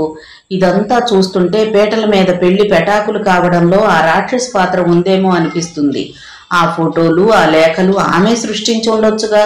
కావచ్చు కానీ లహరి నిర్దోషి అంటే నేను అస్సలు ఒప్పుకోను. ఎందుకంటే ఆమెను ఆ సవ్యసాచితో నేను చూశాను అన్నాడు షమ్మీ. నువ్వు చూసేందుకే ఆ కిన్నెర ఆ సన్నివేశాన్ని ఏర్పాటు చేసి ఉండొచ్చు కదా. ఒక్క సవ్యసాచితో అయితే ఇదంతా కిన్నెర సృష్టించిన మాయాజాలం అనుకునేవాళ్ళం. కానీ లహరి కాల్ గర్ల్గా పనిచేయడం నా కళ్ళారా చూశాను. ఎలా చూశావు? చురుగ్గా అడిగింది భారతి. నేను ఆ రాత్రి బాగా తాగాను, అంటే రెండోసారి అన్నమాట. ఆ మైకంలో నేను ఇంటికి వస్తే నువ్వు తిడతావన్న భయంతో ఏదైనా హోటల్లో గది తీసుకుందామన్నాను నిరంజన్ని. వాడు పద్మిని అన్నావిడ ఇంటికి తీసుకెళ్లాడు. అక్కడ లహరి కాల్ గర్ల్గా తారసపడింది అని చెప్పాడు. లహరి కాల్ గర్ల్గా పనిచేస్తుందంటే నేను నమ్మలేకుండా ఉన్నాను. వాళ్ళ నాన్నగారికి వేలకు వేలు ఖర్చు పెట్టి కిడ్నీ ఆపరేషన్ చేయించింది. ఒక ఆడపిల్ల అంత డబ్బు ఎలా సంపాదించిందంటావు? పాపం పుణ్యం భగవంతుడికి తెలుసు. ఇక ఆ పిల్ల సంగతి వదిలే, ఇప్పుడు జరగాల్సింది ఆలోచిద్దాం. మనం కిన్నెర సృష్టించిన విషవలయంలో ఉన్నాం. ఎప్పుడు ఏ ముప్పు తలపెడుతుందో, ఎవరిని బలి తీసుకుంటుందో తెలియదు. ఈ విషవలయం నుండి బయటపడాలంటే నాకొక్కటే ఉపాయం తోస్తోంది అన్నది భారతి. ఏమిటది? కిన్నెరను నువ్వు వివాహం చేసుకో. అమ్మా ఎదుట పిడిగేదో పడ్డట్టుగా అరిచాడు. అంతకంటే మార్గం కనిపించడం లేదు నాకు. పాము కరుస్తుందని పామునే మెడకు చుట్టుకోమంటావా అన్నాడు షమ్మీ. కిన్నెర పాముని ఎందుకు అనుకోవాలి? ఆ పిల్లలో ప్రేమించే గుణాన్ని చూడాలి. నీ కోసం ఆత్మహత్యకు పాల్పడిందంటే నిన్నెంతగా ప్రేమిస్తుందో అర్థం చేసుకో. నువ్వెంత కాదన్నా నిన్ను వెంటాడుతున్నదంటే ఆ ప్రేమ తీవ్రతను నువ్వే ఊహించు. ప్రేమిస్తున్న పిల్లతో వైరం ఎందుకు చెప్పు? ఇక నువ్వు ఆమెను ప్రేమించలేనంటావా? నీ తొలివలపు దురదృష్టవశాత్తు భగ్నమైంది. నీ జీవితంలోకి భార్యగా ఏ స్త్రీ అడుగుపెట్టినా ఆ తొలి ప్రేమ స్థానాన్ని పొందలేదు. అది ఎప్పటికీ శూన్యపేటంలాగే మిగిలిపోతుంది. జీవితంలో చోటివ్వడానికి కిన్నెరైతేనేం, మరో తుమ్మిదైతేనేం. ఇంకా నాకు మనసన్నది చావలేదు కదమ్మా. ఒక రాక్షసుని భార్యగా ఎలా భరించమంటావు? తలుచుకోవడానికి నాకు కంపరంగా ఉందే. భార్యగా భరించలేకపోతే ఆ రాక్షసి నిన్ను మింగేస్తుందే అన్నది భారతి కంగారుగా. మింగినా పర్వాలేదు, నేను మాత్రం ఆమెను చేసుకోను గట్టిగా చెప్పాడు షమ్మీ. భగవంతుడా, నాకు గర్భశోకం కలిగించకు. బాధగా కళ్ళు మూసుకుని చేతిలో ఉన్న రామాయణం పుస్తకాన్ని గుండెలకు హత్తుకుంది. ఓడి బతకడం కంటే గెలిచి చావటం గర్వకారణం కదమ్మా అడిగాడు షమ్మి. చస్తే గెలుపు ఎలా అవుతుంది నాన్న? నిజమే, చావు మనిషికి గెలుపు కాదు. కానీ ఎలా బతకాలి?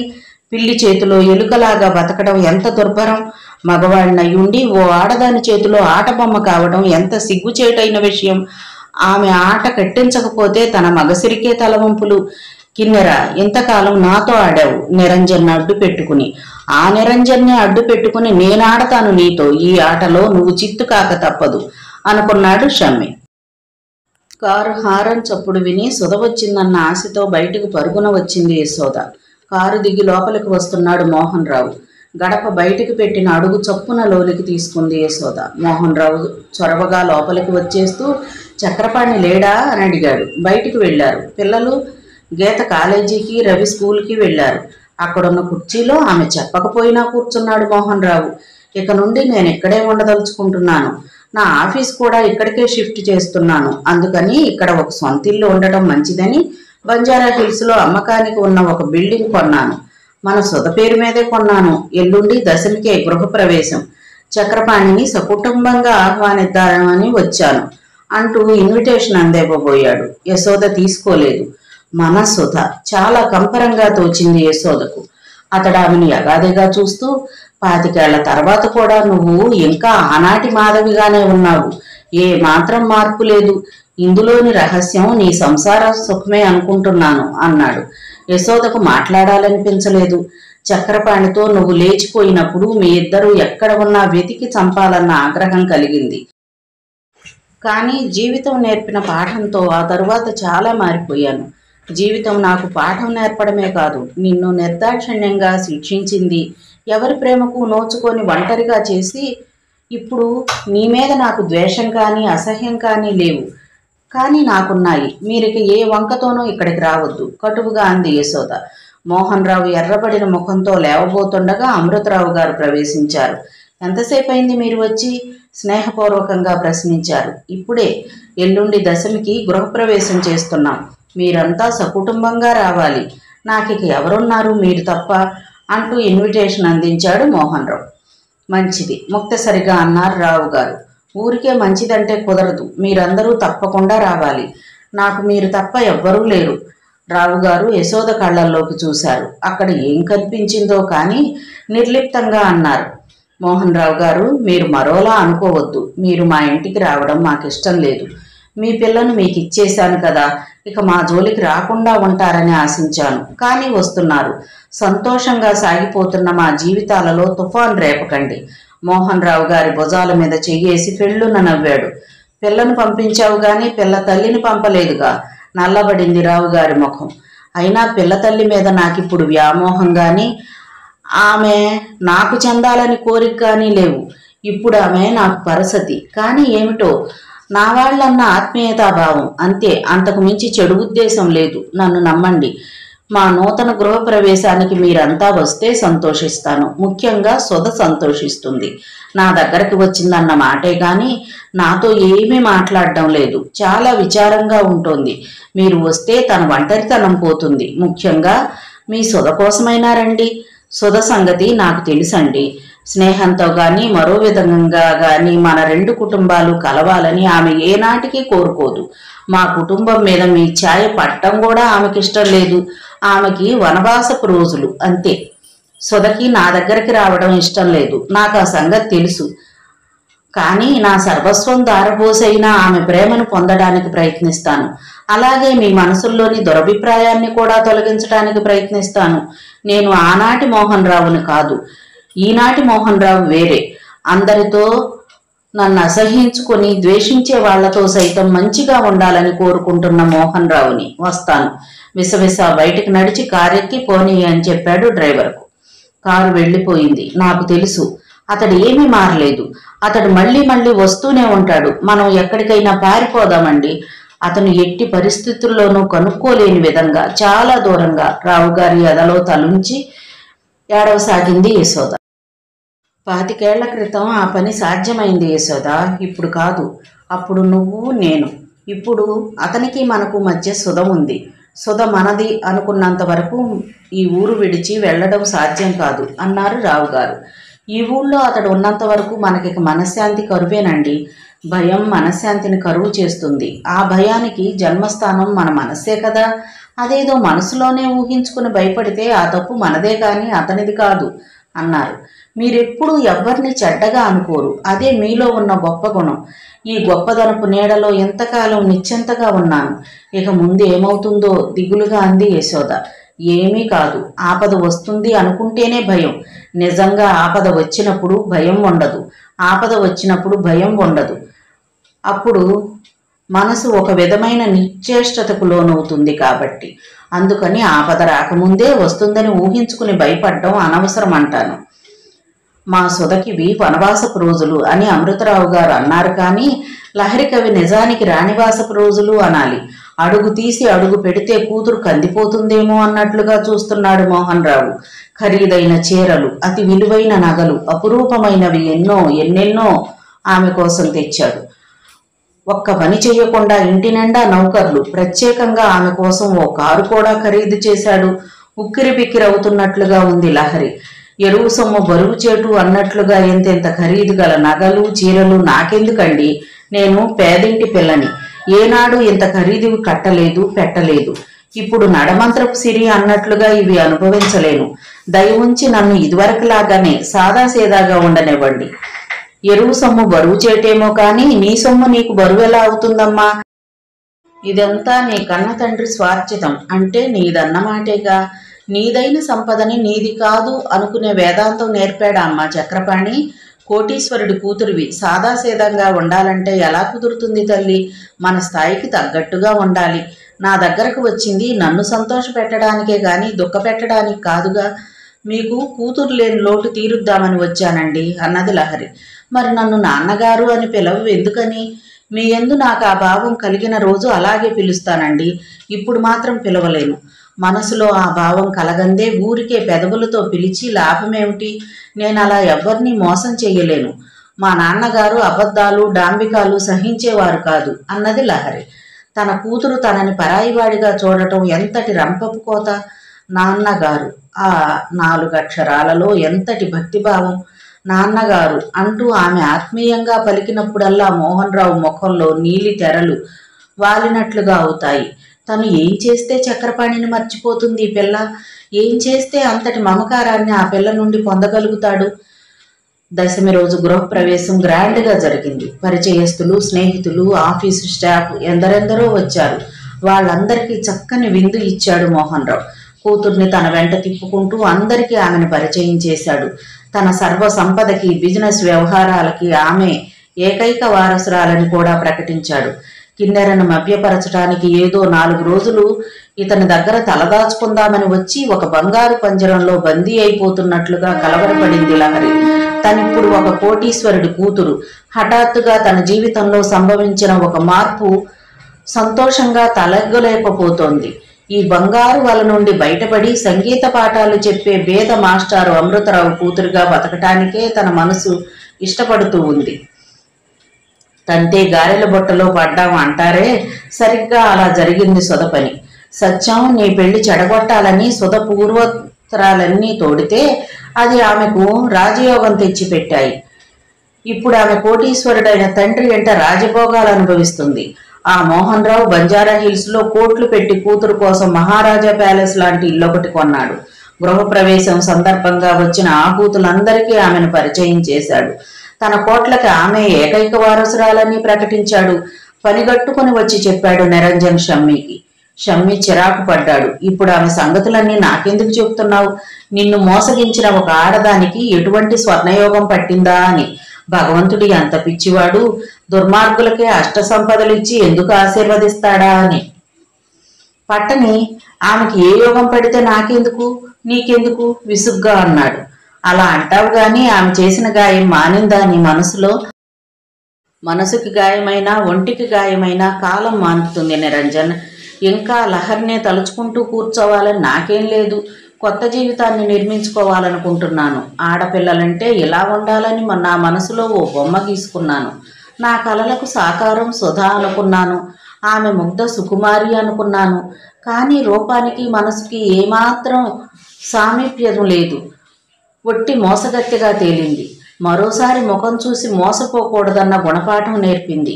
ఈ పరిస్థితిలో నన్ను కోరుకునే మనిషికి చేరువైతే ఈ గాయం మానుతుందేమో అని ఆలోచిస్తున్నాను. నిన్ను కోరుకునే మనిషి? నన్ను గాఢంగా కోరుకునే మనిషి అన్నాడు షమ్మి. అంత గాఢంగా కోరుకునేది కిన్నెర కాక మరెవరుంటారు? ఎంతకాలానికి నీ నోట ఎంత మంచి మాట విన్నాను. ఈ మాట వినడం కోసమే కదా నేను నారద పాత్ర పోషించింది. నిరంజన్ ఎగిరి గంతేశాడు. నీకంటే సంతోషించే వాళ్ళు ఎవరుంటారనే నీ చెవిలో వేశాను ముందుగా. కిన్నెరను పదే పదే విదిలించి కొట్టిన నేను నా అంతటి నేనుగా చేరలేను. నీ సాయం కావాలి మిత్రమా. నారదుడు ఎన్ని తాకట్లు పెట్టినా లోక కళ్యాణం కోసమే అన్నట్లుగా మా ఇద్దరి మధ్య నీ పాత్ర సార్థకమవుతుంది. నేను నీకు స్నేహితుణ్ణి, వృత్తిరీత్యా సత్యం మనిషిని. ఆ విధంగా అతని కూతురు కిన్నెరకు విధేయుణ్ణి కావలసి వచ్చింది. స్నేహితుడి నైవంచన చేస్తున్నానని మనసులో ఎంత బాధ ఉన్నప్పటికీ చేయక తప్పలేదు. ఏమైతేనేం మిత్రద్రోహం చేశానన్న ఆవేదన నీ ఈ నిర్ణయం వల్ల తొలగిపోయింది.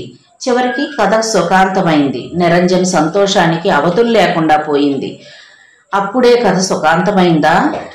అప్పుడు సందేహం కలిగింది నిరంజన్కి. నువ్వు నన్ను ఆట పట్టించడం లేదు కదా? నేనెందుకు ఆట పట్టిస్తాను? నిజంగా ఇది నాలో వచ్చిన మార్పు. జీవితం నాకు నేర్పిన గుణపాఠంలో స్త్రీ పట్ల నాకున్న అభిప్రాయాలు మారిపోయాయి. నాకు కాబోయే భార్య ఎలా ఉండాలి అని మనసులో ఓ బొమ్మ గీసుకోవడం తప్పని, ఎవరికీ జీవితంలో ఆ బొమ్మ దొరకదని అర్థమైంది. కిన్నెరంటే నాకిప్పుడు అసహ్యం లేదు. ఆమె పట్ల నాకున్న దురభిప్రాయం కూడా తొలగిపోయింది. నేనంటే ఆమెకు గొప్ప ఆరాధన, ఎంత తిరస్కరించినా తరగని ఆరాధన. అలాంటి స్త్రీ సాంగత్యంలో నా జీవితం ఒడిదుడుకులు లేకుండా సాగిపోతుందని నా నమ్మకం అన్నాడు షమ్మి. ఇప్పుడు నువ్వు నాకు నచ్చావు. మనిషిని బట్టి పరిస్థితులు మారవు, పరిస్థితులను బట్టి తను మారడమే తెలివైన వాడి పని అన్నాడు నిరంజన్. ఈ జీవిత సత్యమే కదా నేను నేర్చుకుంది నిట్టూర్చాడు షమ్మి. ఈరోజు నీకు గుడ్ న్యూస్ చెప్తున్నాను. గుడ్ న్యూస్ అంటే సరిపోదు, మహా ఆనందకరమైన వార్త. ఒక విధంగా నీ జీవిత పరమార్థం నెరవేరుస్తున్న మాట. ముందు చెప్పు, నాకేం ప్రజెంటేషన్ ఇస్తావు? ఊరిస్తూ అన్నాడు నిరంజన్. నిస్పృహగా నిట్టూర్చింది కిన్నెర. నా జీవిత పరమార్థం ఒక్కటే, అది షమ్మిని గెలుచుకోవడం. అది ఈ జన్మలో జరిగేది కాదని తేలిపోయింది. ఇక నువ్వేం చెప్పినా అది నాకు ఆనందకరం కాదు. నువ్వు జన్మలో జరగదనుకున్నదే జరిగింది. నీవాడు కాదు అనుకున్న షమ్మి నీవాడవుతున్నాడు. ఎంత తిరస్కరించినా చెదరని నీ ఆరాధనని మెచ్చుకున్నాడు. నీకు చేరువు కావాలి అనుకుంటున్నాడు. ఈరోజు ఏప్రిల్ 1 కూడా కాదే. నేను నీతో జోక్ చేస్తున్నాను అనుకుంటున్నావా? సరే, నిజం నీకే తెలుస్తుంది. సాయంత్రం బ్లూ మూన్కి రా, సీరియస్ గా అన్నాడు నిరంజన్. నువ్వు చెప్పేది నిజమేనా? అబ్బా, ఎలా చెప్తే నువ్వు నమ్ముతావు? సరే, నిన్ను నమ్ముతున్నాను. కానీ అతడు నీతో చెప్పిందంతా మమ్మల్ని ఫూల్స్ చేయడానికేనేమో. మనల్ని ఫూల్స్ చేయాలనుకుంటే వాడు బతుకుతాడా అన్నాడు నిరంజన్. సాయంత్రం కిన్నెరని తీసుకుని బ్లూ మూన్కి నిరంజన్ వెళ్లేసరికి షమ్మి వాళ్ళ కోసం నిరీక్షిస్తున్నాడు. అతను కంటబడే వరకు ఇదంతా ఓ తమాషా కాదు కదా అని సందేహపడుతూనే ఉంది కిన్నెర. చూశాక చీకటి తెరలు విచ్చిపోయి చంద్రోదయం అయినట్లుగా అనిపించింది. హలో అంటూ ముందుగా షమ్మీనే చిరునవ్వుతో పలకరించాడు. ప్రతిగా చిరునవ్వు నవ్వింది కిన్నెర. వాళ్ళ కోసం బుక్ చేసిన గదిలో వాళ్ళని వదిలి, నాకు చిన్న పని ఉంది, అరగంటలో వచ్చేస్తాను, ఈలోగా మీరు మనసు విప్పి మాట్లాడుకోండి అంటూ ఏదో అత్యవసర పని ఉన్నవాళ్ళ హడావిడిగా వెళ్ళిపోయాడు నిరంజన్. పెద్దంచు పట్టుచీర కట్టుకుని, కళ్ళ కాటుక, పెద్ద బొట్టు పెట్టుకుని, భుజాల మీద జారాడే హెయిర్ను గట్టిగా జడబిగించల్లుకుని నిండుగా కళగా అందంగా కనిపిస్తున్న కిన్నెరను కన్నార్పలేనట్లుగా చూడసాగాడు షమ్మి. ఏమిటి ఈరోజు కొత్తగా చూస్తున్నావు? సిగ్గుపడుతూ అడిగింది. నువ్వు మొట్టమొదటిసారి ఈ స్టైల్లో నాకెందుకు కనిపించలేదు? ఆ రోజు ఎలా ఉన్నావు? భుజాల మీద చేరాడే హిప్పీ జుట్టుతో మోడర్న్ డ్రెస్లో ఎలాగో కనిపించి అయిష్టాన్ని కలిగించావు. అనవసరంగా మన మధ్య శత్రుత్వం ఏర్పడింది. ఏది జరిగినా మన మంచికే అన్నట్లు నువ్వు ఎలా ఉన్నా ప్రేమించే స్థితికి మార్చాయి పరిస్థితులు. జీవితంలో నేను తిన్న దెబ్బ జీవితంలో ఏదైనా పర్వాలేదు అనే వేదాంతాన్ని అబ్బేలా చేసింది. నువ్వు ఎటు గతి లేక నన్ను వరించానన్నా నేను కాదనలేను షమ్మి. నువ్వు ఇష్టంగానో అయిష్టంగానో ఏదో విధంగా నువ్వు నాకు కావాలి. నువ్వే నా భర్తవి కావాలి. నీ కోసం నా స్టైల్ మార్చుకున్నట్లే నన్ను నేను నీకు ఇష్టమైనట్లుగా మార్చుకుంటాను అన్నది కిన్నెర. బేరర్ వచ్చాడు. డ్రింక్ ఆర్డర్ ఇవ్వబోయాడు షమ్మి. హాట్ డ్రింక్ వద్దు, 2 కూల్ డ్రింక్స్ పట్రా బేరర్కి చెప్పి పంపి, నిన్ను పతనం చేసైనా నిన్ను పొందాలన్న అభిలాషతో నిరంజన్ చేత నిన్ను ఈ రొంపిలోకి లాగాను. ఇప్పుడు నావాడిగా నిన్ను ఎంతో ఉన్నతంగా చూడటమే నాకిష్టం. నువ్వు ఇక డ్రింక్ చెయ్యొద్దు అంది కిన్నెర. ఈ మధ్య నాకు సెలబ్రేట్ చేసుకునే పిచ్చి ఒకటి పట్టుకుందే. ప్రేమలో ఓడిపోతే సెలబ్రేట్, కేసు ఓడిపోతే సెలబ్రేట్. ఇద్దరు బద్ధశత్రువులమైన మనం కలుసుకున్న శుభతరుణాన్ని సెలబ్రేట్ చేసుకోవద్దా? మరో విధంగా సెలబ్రేట్ చేసుకోవచ్చు. అది మరీ అందంగా ఆనందంగా ఉంటుంది. కొంటెగా కన్ను గీటింది కిన్నెర. అమ్మ సోర్పణక కసిగా అనుకున్నాడు షమ్మి. ఆడపిల్లకి మరీ ఎంత ఫాస్ట్గా ఉండడం పనికిరాదు. ఇబ్బందిగా భుజాలు ఎగరేశాడు. కన్ను కొట్టడం అంటే మనసులోని ప్రేమను వ్యక్తం చేయడం అన్నమాట, అంతేకాని చెడ్డార్థం కాదు. ప్రేయసి ప్రియుల మధ్య ఒక రహస్య సంకేతం. ఈల వేయటం, కన్ను కొట్టడం. కన్ను కొట్టానని, కన్ను కొట్టడంలో నాకు బాగా అనుభవం ఉందని అపార్థం చేసుకోవద్దు. నేను జీవితంలో ప్రేమించిన మొదటివాడివి, చివరివాడివి నువ్వే. నేను ప్రేమించిన వాడికే కన్ను కొట్టడం ప్రాక్టీస్ చేస్తున్నాను. నాకే కొట్టావా, ఇంకెవరికైనా కొట్టావా అని నేను అడగలేదే. సంజాయిషి ఇవ్వడం దేనికి? నేనిప్పుడు ఇదివరకటి షమ్మిని కాదు, చాలా మారాను. కుడి ఎడమైనా పర్వాలేదు, కానీ నాకున్నాయి ప్రిన్సిపల్స్. ప్రేమించిన వాడికి అంకితం కావాలన్న నీతి. అందుకే నీకోసం ఇన్ని పాటలు పడాల్సి వచ్చింది. నువ్వే నాకు దక్కకపోతే జీవితంలో ఒంటరిగా మిగిలిపోయేదాన్ని, కానీ మరో మగాడికేసి కన్నెత్తి కూడా చూసేదాన్ని కాదు. ఆడవాళ్లలో నువ్వొక ఆణిముత్యానివని చాలా ఆలస్యంగా గుర్తించటం నా అదృష్టం. నా పేరుందేవి చివరికి నీ రూపంలో లభ్యమైందన్నమాట. నిజంగా మనమిద్దరం ఒకటి కావాలనుకుంటున్నావా? షమ్మిని అడిగింది కిన్నెర. నిజంగానే అన్నాడు షమ్మి. అయితే మన పెళ్లి గురించి అడగటానికి మా నాన్నగారిని ఎప్పుడు కలుసుకుంటావు? ఆయనే వచ్చి మా వాళ్లతో మాట్లాడడం మర్యాద కదా అన్నాడు. ఆ మర్యాద ఏదో మీ నాన్నగారు ఒకసారి బాగా చేశారు కదా. ఆయన మళ్ళీ ఏ ముఖం పెట్టుకుని మీ ఇంటికి వచ్చి అడుగుతాడు? ఏ నాటికైనా నా కాళ్ళు కడిగి కన్యాదానం చేయాల్సింది తనే అని ప్రతిజ్ఞ పట్టినప్పుడు తనే మా ఇంటికి రాక తప్పదు. కానీ మా నాన్నగారు ఇప్పుడు ఇక్కడ లేరు, ఆనందాశ్రమం వెళ్ళారు. ఆయన తిరిగి వచ్చాకే మన పెళ్లి ప్రస్తావన అంటూ షమ్మి లేచాడు. కిన్నెర అతని చేతిలో చెయ్యి పెనవేసి నడవసాగింది. పామేదో తన చేతిని పెనవేసుకున్నట్లుగా మనసు జలధరించింది షమ్మికి. నెమ్మదిగా విడిపించుకున్నాడు. మళ్ళీ మనం ఎప్పుడూ కలుసుకోవటం అడిగింది కిన్నెర. వీలు చూసుకుని ఫోన్ చేస్తాను. భలే బుట్టలో పెట్టానని సంబరపడుతున్నావా? ఎవరిని బుట్టలో పెట్టానని అడిగాడు షమ్మి. ఇంకెవరిని? నన్ను. నువ్వు పెట్టవా బుట్టలో పెట్టడానికి? పెట్టను కాదని తెలుసుకున్నావన్నమాట. నీ మాటలేమిటో అర్థం కావడం లేదు. స్టేజీ డ్రామాకో సినీ డ్రామాకో చాలా చక్కగా పనికొస్తావు. నువ్వేమిటి నన్ను ప్రేమించటం ఏమిటి? నమ్మడానికి నేనంత వెర్రిబాగులదాన్ని అనుకున్నావా? అంది కిన్నెర. నీ ముందు బంగారం పడినా ఇత్తడిలే అని అందుకోకపోతే అది నీ దురదృష్టం అనాలి. స్నేహహస్తం చాచినా శత్రువని ఉలిక్కి పడితే నేనేం చెయ్యను? ఇత్తడో బంగారమో తేల్చుకోవడానికి ఒక పరీక్ష పెడతాను, సిద్ధమేనా? అంది కిన్నెర. సిద్ధమే, ఏ పరీక్ష అయినా చేసుకో. నువ్వు చాచింది నిజంగా స్నేహహస్తమే అయితే నన్ను ముద్దు పెట్టుకో అంది. ఇప్పుడా? ఎక్కడ? బెదురుగా చూశాడు. నిల్చున్నది హోటల్ బయట, వచ్చిపోయే జనాలు. అంత పబ్లిక్లో ఆమెను దగ్గరకు తీసుకుని ముద్దు పెట్టుకోవాలి. జనం ఉన్నా లేకపోయినా తన ఆమెను దగ్గరకు తీసుకుని ముద్దు పెట్టుకోలేడు. అందుకు బదులుగా 1000 కొరడా దెబ్బలైనా సంతోషంగా అనుభవిస్తాడు. నేను నీకు పెట్టే తొలి ముద్దు ఇంత జనంలోనా? ఏం టేస్ట్ నీది? అందరి చూపులు పడి ఆ ముద్దు మాధుర్యాన్ని హరించి వేస్తాయి. మరెప్పుడైనా ఏకాంతంలో అడుగు, పెడతాను ముద్దు. అయినా అడిగి పెట్టించుకునే ముద్దుకు అందమేముంటుంది? అడగకుండా ఇస్తేనే అందం అన్నాడు. పేనాసివి, అడిగితే ఇచ్చేదే కష్టం, ఇక అడగకుండా నువ్విస్తావా? అందంగా మూతి ముడిచింది కిన్నెర. బహిరంగంలో ప్రియుడి నుండి ముద్దు కోరే స్త్రీ మనస్తత్వంలో ఎంతటి విప్లవం ఉండాలి? ఇలాంటి విప్లవాన్ని సామాన్య స్త్రీలు ఆహ్వానించలేరు. ఇందుకు చాలా ధైర్యం కావాలి. నీ ధైర్యాన్ని అభినందించకుండా ఉండలేకపోతున్నాను. గంభీరంగా అంటున్న అతని పెదవులు కొద్దిగా నవ్వుతున్నాయి. అతనిది నిజంగా అభినందనో ఎగతాళో తెలియలేదు కిన్నెరకు. ఇదంతా కపటమే అయితే నీ ముసుగు నేను చేల్చనా అనుకుంది. కారెక్కాక అడిగింది కిన్నెర. ఇంటికి వెళ్లే తొందరేమీ లేదు కదా? షమ్మి టైం చూసుకున్నాడు. దేనికి? కొద్దిగా షాపింగ్ పని ఉంది. ఏం కొనాలి? వచ్చే సండే నా బర్త్డే. ఆ రోజు నేను కట్టుకోవడానికి చీర సెలెక్ట్ చేసి పెట్టాలి అంది. ఎన్నో పుట్టినరోజు? ఆడవాళ్ళని వయసు అడగొచ్చా? వయసు దాచుకునే ఆడాలంటే డేంజర్ అని నా అభిప్రాయం అన్నాడు షమ్మి. మీ అభిప్రాయాలు తప్పని తేలాయి కదా చాలా వరకు అంది కిన్నెర. కరెక్ట్. నాకంటూ కొన్ని అభిప్రాయాలు ఏర్పరచుకోకపోవడంలోనే హాయి ఉందేమో. కారు సుల్తానా బజార్ చేరుకుంది. షాపు వాళ్ళకి కిన్నెర సుపరిచితురాలే. చీరలు కావాలని చెప్పగానే చీరలు తీసి గుట్టలుగా వేయసాగాడు సేల్స్ మ్యాన్. ఈ చీర నాకు బాగుంటుందా? నీలిమబ్బు రంగు చీర తీసి చూసింది కిన్నెర.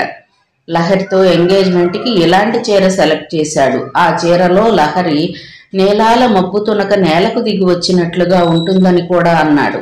ఆ జ్ఞాపకాలు తుడిచివేయటానికి అన్నట్లు కిన్నెర చేతిలోంచి ఆ చీర తీసి పక్కకు పడేసి, నీకు రెడ్ కలర్ చీర బాగుంటుంది అన్నాడు. ఈ చీర ఎరుపు భయపెడుతున్నట్లుగా ఉంది. నాకు ఎరుపు ఇష్టం ఉండదు.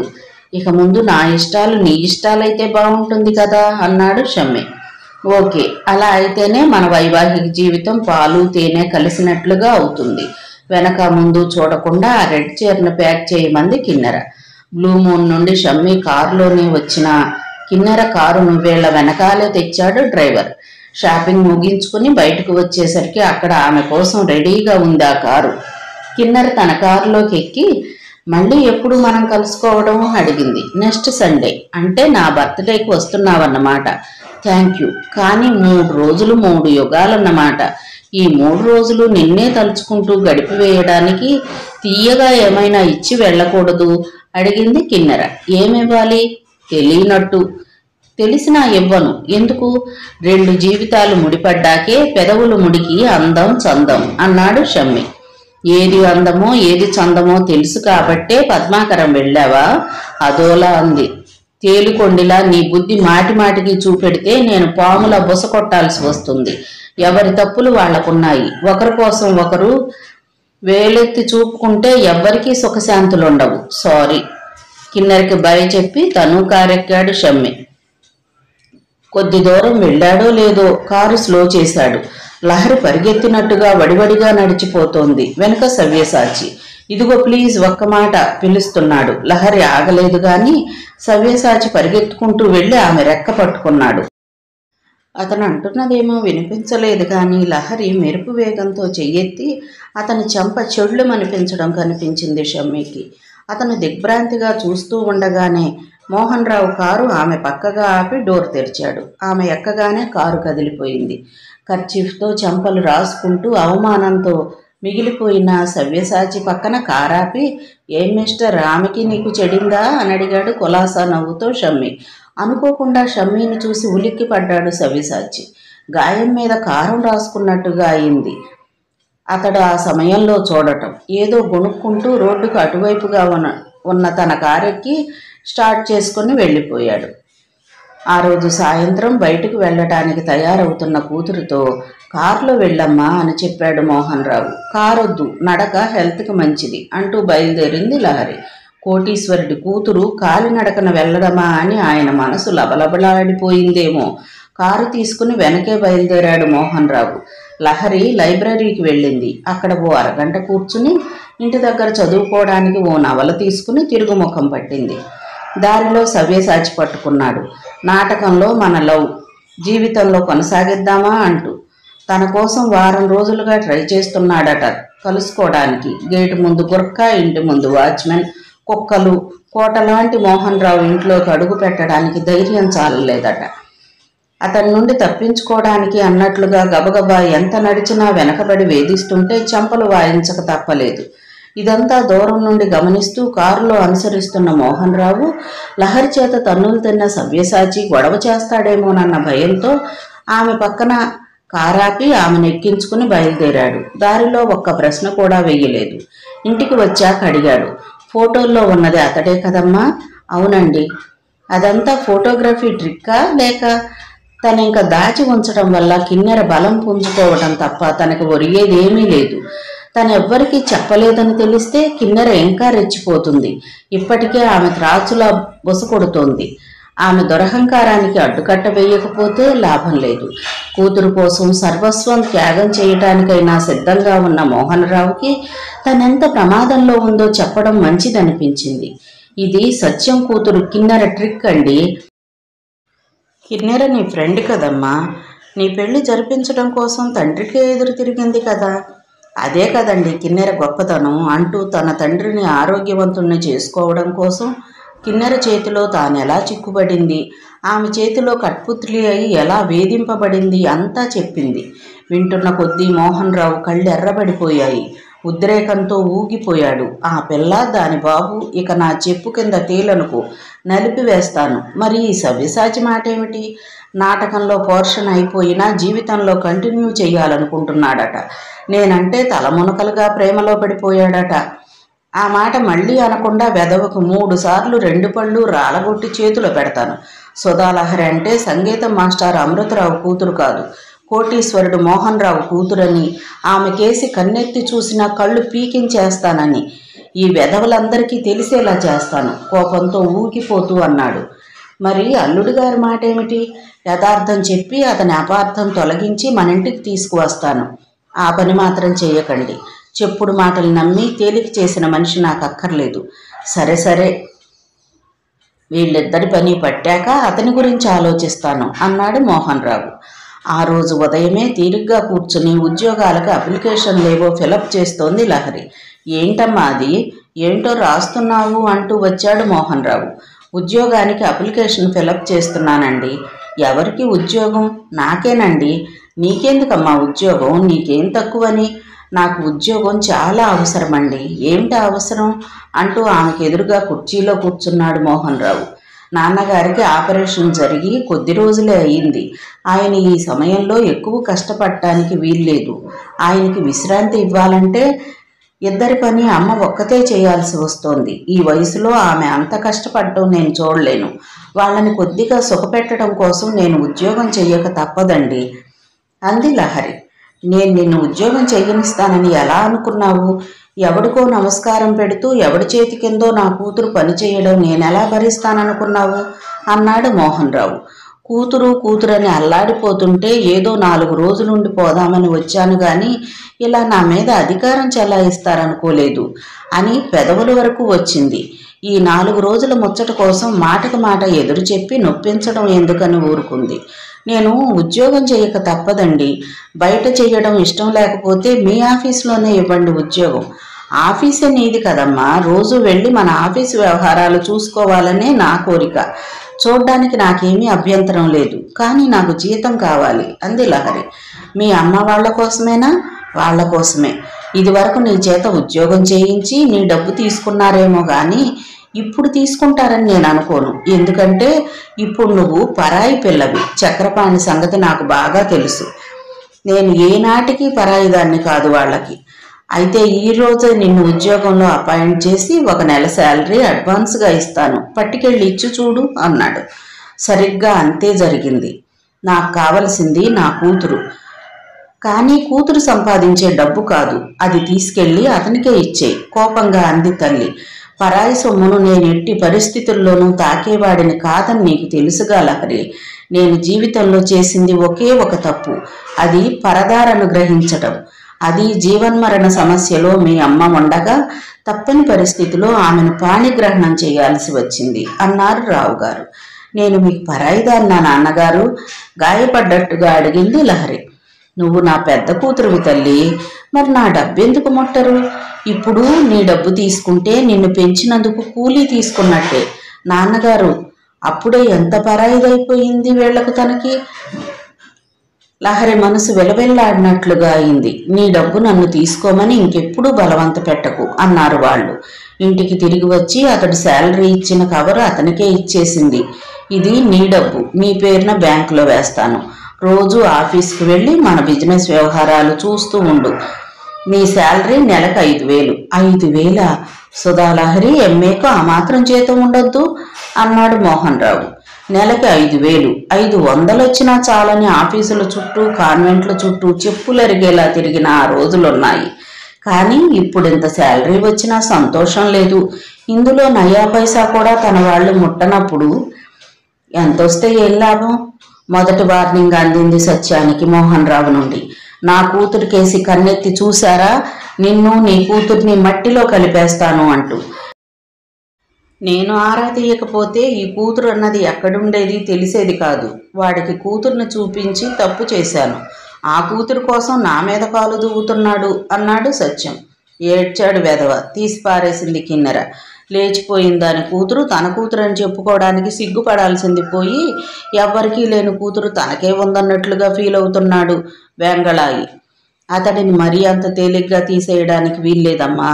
అర్ధబలం ఉన్నవాడు. నా వంటి 10 మందిని అవలేలగా కొనేయగలడు. అతన్ని నువ్వు లేపేయాలనుకుంటే అంత డబ్బు నీకు అడ్డొస్తుందా? చిన్న చిన్న చేపల్ని తినేవాళ్ళం ఒక్కసారిగా సొరచేప మీద పడొచ్చా? ఎంత ప్రమాదం! చంపాలనుకుంటే అతని కోట్లు అడ్డుపడతాయా అన్నది కిన్నెర. మోహన్ రావు సామాన్యుడు కాదమ్మా. నాకు వార్నింగ్ ఇచ్చాడంటే అతని కెపాసిటీ అంచనా వేయొచ్చు. పోతే అతన్ని చంపడం వల్ల మనకేంటి లాభం? అతడు చస్తే అతని కోట్లకు సర్వాధికారిణి అవుతుంది. మోహన్ రావు తన సర్వసంపద కూతురికి చెందేలా వీలునామా రాయించాడని విన్నాను అన్నాడు సత్యం. అది నన్ను అంత అవమానించి వెళ్ళిందే, దాన్ని ఏం చెయ్యకుండా ఎలా ఊరుకోగలను? అది చేసిన అవమానం తలుచుకుంటేనే నా రక్తం మరిగిపోతుంది ఆవేశంగా అంది కిన్నెర. షమ్మి నీ వాడయ్యాడు కదమ్మా, ఇక దాని జోలి నీకెందుకు అన్నాడు. ఆ పెంకి ఘటం నా వాడయ్యాడంటే నాకు నమ్మకం కలగడం లేదు. ఇంకా తాచుపాములతో సరసాలాడే తెలివి తక్కువ వాడని నేననుకోను. నువ్వు కొట్టిన దెబ్బకి అతడి తల పొగరు దిగి నా కొంగు చాటను దాగటమే సేఫ్ అనుకుని నా దగ్గరకు వచ్చాడని నమ్మకం. ఎవరు కరెక్టో త్వరలోనే తెలుస్తుంది డాడీ. నీ నమ్మకం నిజం కావడం కంటే నాకు కావలసింది ఇంకేముంది అంది కిన్నెర. చిన్నమ్మగారు మిమ్మల్ని అర్జెంటుగా తీసుకురమ్మన్నారు బాబు అంటూ షమ్మి దగ్గరకు వచ్చాడు కిన్నెర కారు డ్రైవర్. అప్పుడు రాత్రి 8 అయి ఉంటుంది. ఈ రాత్రి వేళ ఆమెకు తనతో అర్జెంటు పని ఏం పడిందా అనుకున్నాడు. రివాల్వర్ జేబులో పెట్టుకుని నీ వెనకే కారులో వస్తాను పద అన్నాడు. సిటీ దాటింది కిన్నెర పంపిన కారు. దాన్ని అనుసరించాడు షమ్మి. ఊరి వెలుపల కొత్తగా అవుతున్న కాలనీ. అక్కడక్కడా చెదురుమదురుగా ఇళ్ళు. ఒక 4 అంతస్తుల బిల్డింగ్ ముందు ఆగింది కిన్నెర పంపిన కారు. దాని వెనకే తన కారుని ఆపి దిగాడు షమ్మి. ఇక్కడ ఇంతకు ముందే మరో కారు ఆగి ఉంది. షమ్మి సాలోచనగా పరిసరాలను గమనిస్తూ కిన్నెర ఇక్కడ ఉందా అని అడిగాడు. అవునండి. ఇక్కడెందుకుంది? ఎవరిది ఈ బిల్డింగ్? ఇది సత్యంగారిదేనండి. కిరాయిల కోసం కట్టించారు. అమ్మగారు పైనున్నారండి, రండి పైకి దారి తీస్తూ వినయంగా అన్నాడు డ్రైవర్. ఎవ్వరూ లేని ఈ ప్రదేశంలో కిన్నెర తనతో సరసాలాడాలని రప్పించుంటుందా? పబ్లిక్లో నిలబడి ముద్దు పెట్టమని అడిగిన కిన్నెర ఏకాంతంలో కౌగిలినే కోరుతుందేమో. జై బజరంగబలి మనసులోనే తలుచుకున్నాడు. కానీ అతను ఊహించినట్లుగా అక్కడ సీన్ లేదు. ఊహించని విధంగా లహరి కూడా ఉంది, కుర్చీకి తాడుతో బంధింపబడి. ఆ గదిలో మరో 5-6 మగవాళ్లు కూడా ఉన్నారు. వాళ్ల ముఖాల్లో కొట్టొచ్చినట్లుగా ఒక రఫ్నెస్. ఇదేదో సినిమాల్లో క్లైమాక్స్ సీన్లా ఉంది. షమ్మీని చూడగానే ఒక అతనికి సైగ చేసింది కిన్నెర. వాడొచ్చి షమ్మీ ప్యాంటు జేబులు తడిమి రివాల్వర్ తీసేసుకున్నాడు. అయితే నీ మిత్రత్వం వట్టి బూటకమన్నమాట. ఈ రివాల్వర్ ఎందుకు తెచ్చావు? ఎవరిని షూట్ చేయాలని? కఠినంగా అంది కిన్నెర. ఎవరిని షూట్ చేయాలని కాదు, ఆత్మరక్షణ కోసం తెచ్చుకున్నాను. ఆత్మరక్షణ ఎవరి నుండి? వృత్తిలో పైకి వస్తున్న వాళ్ళకి, ముఖ్యంగా క్రిమినల్స్కి విరుద్ధంగా వాదించే లాయర్లకి ఎందరో శత్రువులుంటారు. రాత్రిపూట బయటకు వస్తే రివాల్వర్ నాతో ఉంచుకోవడం నాకు అలవాటు. నా దగ్గరకు వస్తూ రివాల్వర్ తెచ్చుకున్నావంటే నన్ను నీకున్న శత్రువుల్లో జతపరిచావన్నమాటే కదా అంది కిన్నెర. శత్రువుల్లో జతపరచటం కాదు, నీకు ప్రధాన స్థానం ఇచ్చాను కూడా మనసులోనే అనుకున్నాడు. ఇప్పుడు ఈ వాదనెందుకు? నన్నెందుకు పిలిచావో ముందు చెప్పు అడిగాడు షమ్మి. నీ అసలు శత్రువు ఈమె. డబ్బు కోసం నిన్ను ప్రేమించినట్టు నటించి నీతో ఆడుకున్న మనిషి. ఈమె నాకు శత్రువే. ఎలా శత్రువో తర్వాత చెప్తాను. మన ఇద్దరి శిక్ష నువ్వే విధించు. ఏ శిక్ష విధించినా నీ ఇష్టం. ఆమెను శిక్షించాలని నాకుందని నీకు చెప్పానా? చెప్పకపోయినా నీ మనసు ప్రతీకారాన్ని కోరుకుంటుందని నాకు తెలుసు అంది కిన్నెర. పొరపడ్డావు. ప్రతీకారం లేదు, ప్రేమ లేదు. ఈమెను నా నుండి ఎప్పుడో తుడిచేశాను. ఆమెను శిక్షించాలని నాకేం లేదు అన్నాడు. అయితే నీ వంతు శిక్ష కూడా నేనే విధిస్తాను దీనికి. డబ్బున్న తండ్రి దొరకగానే కళ్ళు నెత్తికొచ్చాయి. పైకెక్కిన కళ్ళని కిందికి దించకపోతే నేను సత్యం కూతుర్ని ఎలా అవుతాను? జగన్, దీనికోసం చాలాసేపటి నుండి పెదవులు తడుపుకుంటున్నావు కదా, ఆలస్యం ఎందుకు? పండగ చేసుకో అంది. ఆ మాట కోసమే ఆత్రంగా చూస్తున్నట్లున్నాడు జగన్. రివ్వున పరిగెత్తి ఆమె కట్లు విప్పకుండానే నలిపివేయడం మొదలుపెట్టాడు. చేతులు నడుము కుర్చీ కట్టేసి ఉన్నా కాళ్ళు ఫ్రీగానే ఉన్నాయి లహరికి. శక్తినంతా కాళ్లల్లోకి తెచ్చుకుని జాడించి తన్నింది. దెబ్బతిన్న పందిలా భయంకరంగా అరుస్తూ కిందపడి దొర్లసాగాడు వాడు. కొయ్యబారిపోయినట్లు నిలబడి చూస్తున్న షమ్మిని కాళికలా నిప్పులు కురిపిస్తున్నట్లు చూసింది లహరి. అది ఆడది కాదు, రాక్షసి. కానీ నువ్వు మగాడివి కాదా? నువ్వు ప్రేమించిన పిల్ల, నువ్వు పెళ్లాడిన పిల్ల నీ కళ్ళ ముందే అత్యాచారానికి గురవుతుంటే మగతనాన్నే శంకించాల్సి వస్తుంది అన్నది కోపంగా. నువ్వు ఒక సిగ్గుమాలిన నీచ స్త్రీవని తెలిసాక ఆ ప్రేమకు కానీ ఆ పెళ్లికి కానీ ఒక అర్థం ఉంటుందని నేను అనుకోవడం లేదు అన్నాడు షమ్మి. చావైనా బ్రతుకైనా నాతోడిదేనన్నారు. ఆహా, ఎంత పవిత్రమైన ప్రేమ, లోకాదర్శమైన ప్రేమ. ప్రేమ అన్న మాటని అవమానించింది, పెళ్లి అన్న మాటను కించపరిచింది మీరా నేనా? ఆ క్షణంలో నిన్ను చంపి నేను చావాల్సిన మాట. అటువంటి భయంకరమైన దుర్ఘటన జరగకుండా ఏ శక్తి ఆపిందో కానీ నా చేతుల్లో చావనందుకు సంతోషించు అన్నాడు. నేను నీచురాలనో పవిత్రురాలనో భగవంతుడికి తెలుసు. నేను ఎటువంటి దాన్నైనా నా మెడలో తాళి కట్టారు. మీరు అవునన్నా కాదన్నా నేను మీ భార్యను, అంటే మీ దాన్ని. మీ కళ్ళ ముందే ఈ దుర్మార్గులు అవమానిస్తుంటే నిశ్శబ్దంగా చూడ్డానికి మీకు చీము నెత్తురు లేదనుకోవాలి ఆవేశంగా అంది. నా జీవితంలో జరిగిన అతిపెద్ద యాక్సిడెంట్ నీ మెడలో తాళి కట్టడం. నీ చేత ఎంత దారుణంగా మోసగించబడ్డానో తలుచుకుంటే నా ఒంట్లో రక్తం మరిగిపోతోంది. అలా బజారులో వెళ్లే స్త్రీనైనా రక్షించవచ్చేమో కానీ నీలాంటి బజారు స్త్రీని రక్షించి నా మగతనాన్ని నిరూపించుకోవాల్సిన అవసరం లేదు. మిస్టర్ షమ్మి, మీరిద్దరూ తీరిగ్గా వాదించుకోవాలని నేను మిమ్మల్ని పిలవలేదు. ఆమెకు నేను అమలు చేసే శిక్ష చూసి ఆనందిస్తావని పిలిచాను. ఆనందించాలనుకుంటే ఇలా వచ్చి కూర్చో. ఏయ్ రత్నం, ఇంకా ఎందుకు ఆలస్యం? ద్రాక్ష గుత్తిలా నోరూరించి ఆడదాన్ని ముందు పెట్టుకొని నీళ్లు నములుతున్నావంటే నీ దొట్టి ఆకార పుష్టి అని అనుమానించాల్సి వస్తుంది. ముందు దాని ఒంటి మీద గొడ్డలు ఓడదీసి ఇక్కడున్న మీ మగజాతి వాళ్ళందరికీ కనువిందు చేసేయి. మహోత్సాహంగా రత్నం లహరి పమిట మీద చెయ్యేశాడు. నోటి నుండి శబ్దం చెయ్యకపోయినా వెలవెల్లాడినట్లుగా చూసింది లహరి. సంస్కారవంతుడైన ఏ పురుషుడైనా తలదించుకోవలసిన సమయం అది. మోసమో దగానో ఆమెతో తనకు పడింది బ్రహ్మముడి. ఆ బ్రహ్మముడిలోని ఏ దివ్యశక్తో తనని తట్టినట్టుగా అయి షమ్మి శరీరంలో రక్తం మరిగినట్లుగా అయింది. మరుక్షణంలో అతని చెయ్యి కత్తిలా పడింది రత్నం భుజం మీద. భుజం చీలి కింద పడుతుందేమో అనిపించేంత నొప్పితో. ఓ, మగాడికి పౌరుషం పొడుచుకొచ్చిందన్నమాట. ఎంతైనా తాళి కట్టిన భార్య కదా. ఓ వ్యంగ్య బాణం విసిరింది కిన్నెర. ఆమెను పట్టించుకోకుండా లహరి భుజాలు గుచ్చి పట్టుకుని ఆవేశంగా అడిగాడు షమ్మి. ఒక్క మాట చెప్పు, నన్నెందుకు మోసగించావు? నిజాయితీగా నీ తప్పును ఒప్పుకుంటే క్షమిస్తాను. మీరు మోసగించబడ్డారు కానీ నేను మాత్రం మోసగించలేదు అంది లహరి. నిగూఢంగా మాట్లాడకు, స్పష్టంగా చెప్పు. కేవలం డబ్బు కోసమే నాకు సన్నిహితమయ్యావా అన్నాడు. ఆ రహస్యం కాపాడినంత వరకే కిన్నెర తనని షమ్మిని బ్రతకనిస్తుంది. చెబితే చెప్పిన క్షణమే తమ బతుకులు ఆమె చేతిలో ముగిసిపోతాయి.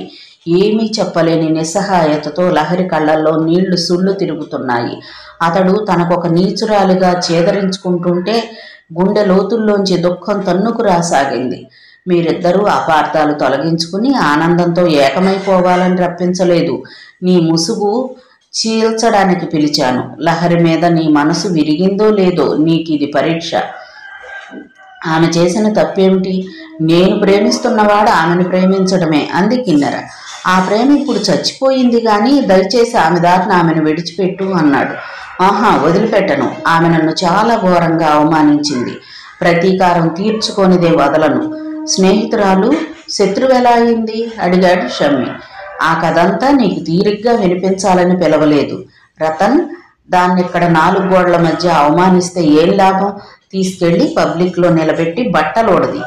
నువ్వు నీ స్నేహితులు మజా చేసుకోండి. నేను చంపకుండా దాని చేతులతో అది ఆత్మహత్య చేసుకుని చావాలి.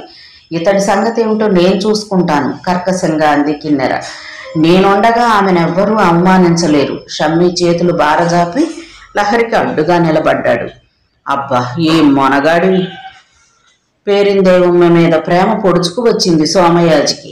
ఇక్కడ ఆమె మీద అభినయం వలకపోయడం కాదు, పబ్లిక్లో నిలబడి ఈమె చెడిపోయింది, నా భార్య అని చెప్పుకోగలిగితే నీ ప్రేమ ఆదర్శవంతమైనదని ప్రకటించి మీ ఇద్దరిని వదిలేస్తాను. లేదా దాని తిప్పలు దాన్ని నీకు వదిలేసి నా దగ్గరికి రా, నన్ను ప్రేమించు, స్వర్గాన్ని కిందికి దించి నీ చేతికి అందిస్తాను. ఆమె నా భార్య అన్న అభిమానం కాదు, ఒక ఆడది ఆపదలో ఉందన్న జాలితో అడ్డుపడుతున్నాను. ఇక నిన్ను ప్రేమిస్తానని కలలో కూడా ఆశపడద్దు.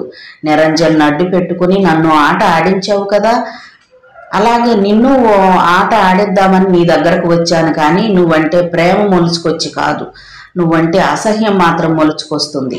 నీ ముఖానికి ప్రేమించే మగాడు దొరకటం కూడానా? పెదవుల మీద ముద్దు పెట్టాలట. ముద్దు కాదు పెట్టాల్సింది, వాత. ఇంకో మగాడికేసి చూడకుండా, నన్నే పెళ్లాడమని వెంటబడకుండా వాత పెట్టాలి. కిన్నెర ముఖం అవమానంతో కందిపోయింది. కళ్ళు రక్తం కక్కుతున్నట్లు ఎర్రగా కందిపోయాయి. యూ అని రంకె వేస్తూ పోట్లగిత్తలా దూసుకొచ్చి షమ్మి గొంతు పట్టుకుంది. ఒక్క విదిలింపుతో ఆమెను దూరంగా నెట్టేశాడు.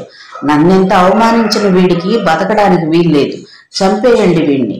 నన్నెంత దారుణంగా తోలనాడిన వీడి నాలుక కోసేయండి, ముక్కలు ముక్కలుగా కోసి కాకులకి గద్దలకి వేయండి. మనిషి కాదు పిశాచం అన్నట్లుగా భయంకరంగా అరవసాగింది. అక్కడున్న భారీ శరీరాలు 4 షమ్మీని చుట్టుముట్టాయి. సింహంలా వాళ్లకి ఎదురు తిరిగినా పులుల్లాంటి ఆ 4 ధాటికి తట్టుకోలేకపోయాడు. క్షణాల్లో రక్తసిక్తమైపోయింది అతని శరీరం. మరో 1-2 దెబ్బలు పడితే చాలు ఈ ప్రపంచానికి వీడ్కోలు చెప్పేలా ఉన్నప్పుడు కిన్నెర ఆపించింది ఆ మారణకాండని. ఎలాగూ చస్తున్నాడు, చచ్చే ముందు నిజం తెలుసుకుని చావనే. దెబ్బతిన్న ఆడది పగబడితే ఎంతటి సర్వనాశనాన్ని సృష్టిస్తుందో తెలుసుకుని వచ్చే జన్మలోనైనా ఆ తప్పు మళ్ళీ జరగకుండా చూసుకుంటాడు.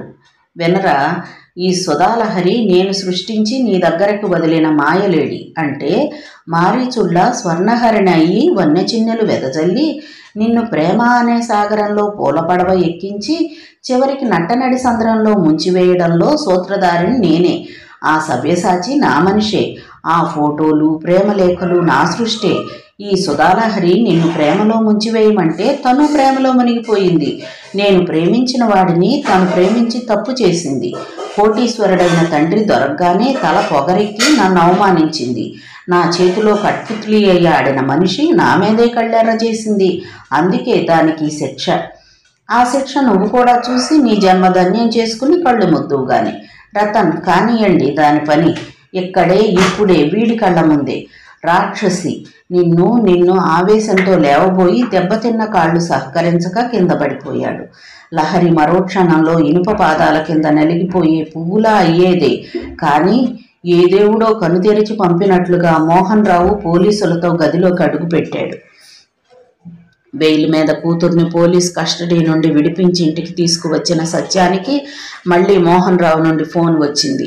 నా కూతుర్ని ఎంత అవమానానికి గురి చేసిన నీ కూతుర్ని, చక్రపాణి శిక్షణలో పెరిగిన నా కూతురు క్షమిస్తుందేమో కానీ నేను క్షమించను. నా కూతురికి నీ కూతురు ఏ శిక్ష విధించాలనుకుందో అదే శిక్ష నేను నీ కూతురికి విధిస్తున్నాను. గ్యాంగ్ రేప్కి గురయ్యి నడి రోడ్డు మీద చచ్చిందో బతికిందో తెలియనట్లుగా వస్త్రహీనంగా పడి ఉండే నీ కూతురు మీద నా కూతురు బట్ట కప్పడానికి వస్తుందిరా. ఆ రోజు నీ జీవితంలో రాకూడదు అనుకుంటే ముందుగానే నువ్వు ఆత్మహత్య చేసుకో. నీ కూతురు ఆత్మహత్య ఇక ఎలాగూ తప్పదు. మోహన్ రావు వర్ణించిన దృశ్యం కళ్ళ ముందు సాకారమై నిలిచినట్లుగా అయ్యి, అమ్మా కిన్నెరా, నా తల్లి అంటూ విహవలంగా అరిచాడు సత్యం. కూతురు భార్య పరిగెత్తుకు వచ్చారు. ఏదో భయంకరమైన దృశ్యాన్ని చూసినట్లుగా వణికిపోతున్న తండ్రిని భుజాలు పట్టుకుని గాబరాగా అడిగింది కిన్నెర. ఏమైంది డాడీ? గొర్రె కొండతో ఢీ కొట్టినట్లుగా అయింది కదమ్మా. మోహన్ రావు సామాన్యుడు కాదని చెప్పాను కదా అన్నాడు సత్యం. ఇప్పుడేమైంది? విసుగ్గా ముఖం పెట్టింది కిన్నెర. ఏం జరగలేదంటావు? అరెస్ట్ అయ్యి బెయిల్ మీద బయటికి వచ్చావు. పత్రికల్లో నీ గురించి చెలవలు పలవలుగా రాస్తున్నారు. ఎంతకంటే అప్రదిష్ట ఏం కావాలి?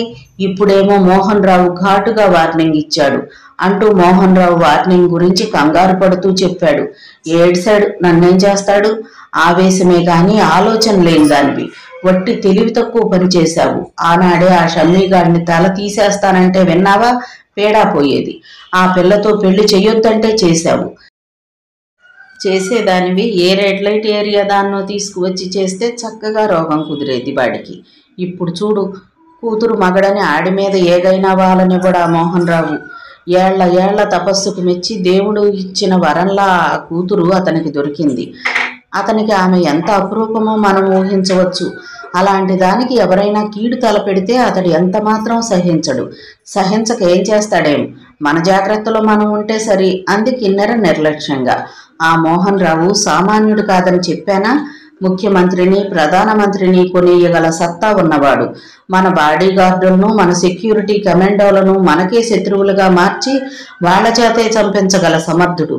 ఆ పిల్ల జోలికి వెళ్ళొద్దని అందుకే చెప్పాను. నా మాట వెనక నా బతుకు నీ బతుకు నవ్వుల పాలయ్యేలా చేశావు. కిన్నెరకు ధైర్యం సడలినట్లుగా అయింది. ఇప్పుడేం చేద్దాం అనుకుంటున్నావు డాడీ? ఇప్పుడు నా ముందున్నది ఒకే ఒక్క దారి. వెళ్ళి మోహన్ రావు కాళ్ళు పట్టుకోవడం, ఆయన కాలు కింద చిప్పులా పడి ఉండటం, నేను నీ దాసుణ్ణి అని చెప్పుకోవటం అంటుంటే ఆయన కంఠం వణికింది. కిన్నెరకి ఆ క్షణమే ఆత్మహత్య చేసు చచ్చిపోదామనిపించింది. కానీ చావలేదు. తన మీదే ప్రాణాలు పెట్టుకు జీవిస్తున్న అమ్మా నాన్నల కోసం.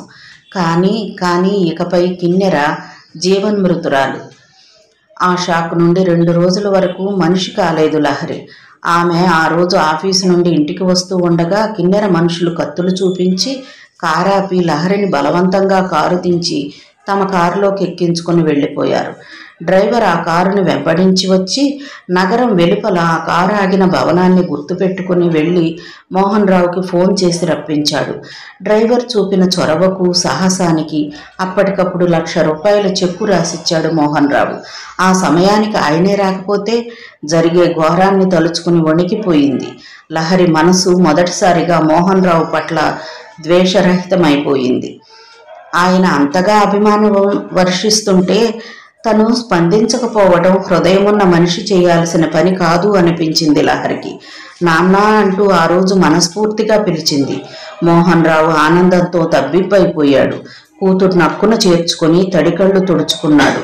కొండ మీద నుండి అగాధంలోకి జారిపోతున్న వాడికి ఆసరా దొరికినట్లుగా గొప్ప నిశ్చింత ఆయన ముఖంలో. షమ్మి ఈరోజు హాస్పిటల్ నుండి డిశ్చార్జ్ అవుతున్నాడమ్మా. నీ దగ్గరకు రావాలనుకుంటున్నాడు. కానీ నువ్వేమంటావోనని భయపడుతున్నాడు. నువ్వు అతన్ని ఒక్క మాట కూడా అననని నాకు హామీ ఇస్తే అతన్ని తీసుకువస్తాను అన్నాడు. అవును, ఆపదలో ఉన్నప్పుడు ఆదుకున్న వీరుడు కదా అతను. వీరుణ్ణి ఎలా సత్కరించాలో తెలియనంత అవివేకు కాదని అతనికి చెప్పండి నాన్నగారు. విజయమాలతో నా కూతురు నీ కోసం సిద్ధంగా ఉంటుంది అని చెబుతాను అతనికి. నవ్వుతూ వెళ్ళిపోయాడు మోహన్ రావు. ఆ సాయంకాలం చేతిలో ఫ్లవర్ బొకేతో లహరి ముందు ప్రత్యక్షమయ్యాడు షమ్మి. మబ్బులు తొలగిన చంద్రబింబంలా అందంగా మెరిసిపోతోంది లహరి ముఖం. అతనికి ఎదురెళ్ళి ఫ్లవర్ బొకే అందుకుంటూ చిరునవ్వు నవ్వింది సుధాలహరి.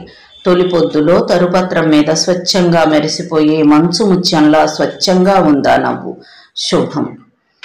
కథ విన్నందుకు ధన్యవాదాలు. ఈ నవల మీకు నచ్చితే ఒక లైక్ చేయండి, షేర్ చేయండి, మా ఛానల్ని సబ్స్క్రైబ్ చేసుకోండి, మమ్మల్ని సపోర్ట్ చేయండి. మీరు ఇచ్చే ఒక్క లైక్ మాకు మా ఛానల్కి ఎంతో సపోర్ట్ని ఇస్తుందండి. Thank you. ఉంటానండి.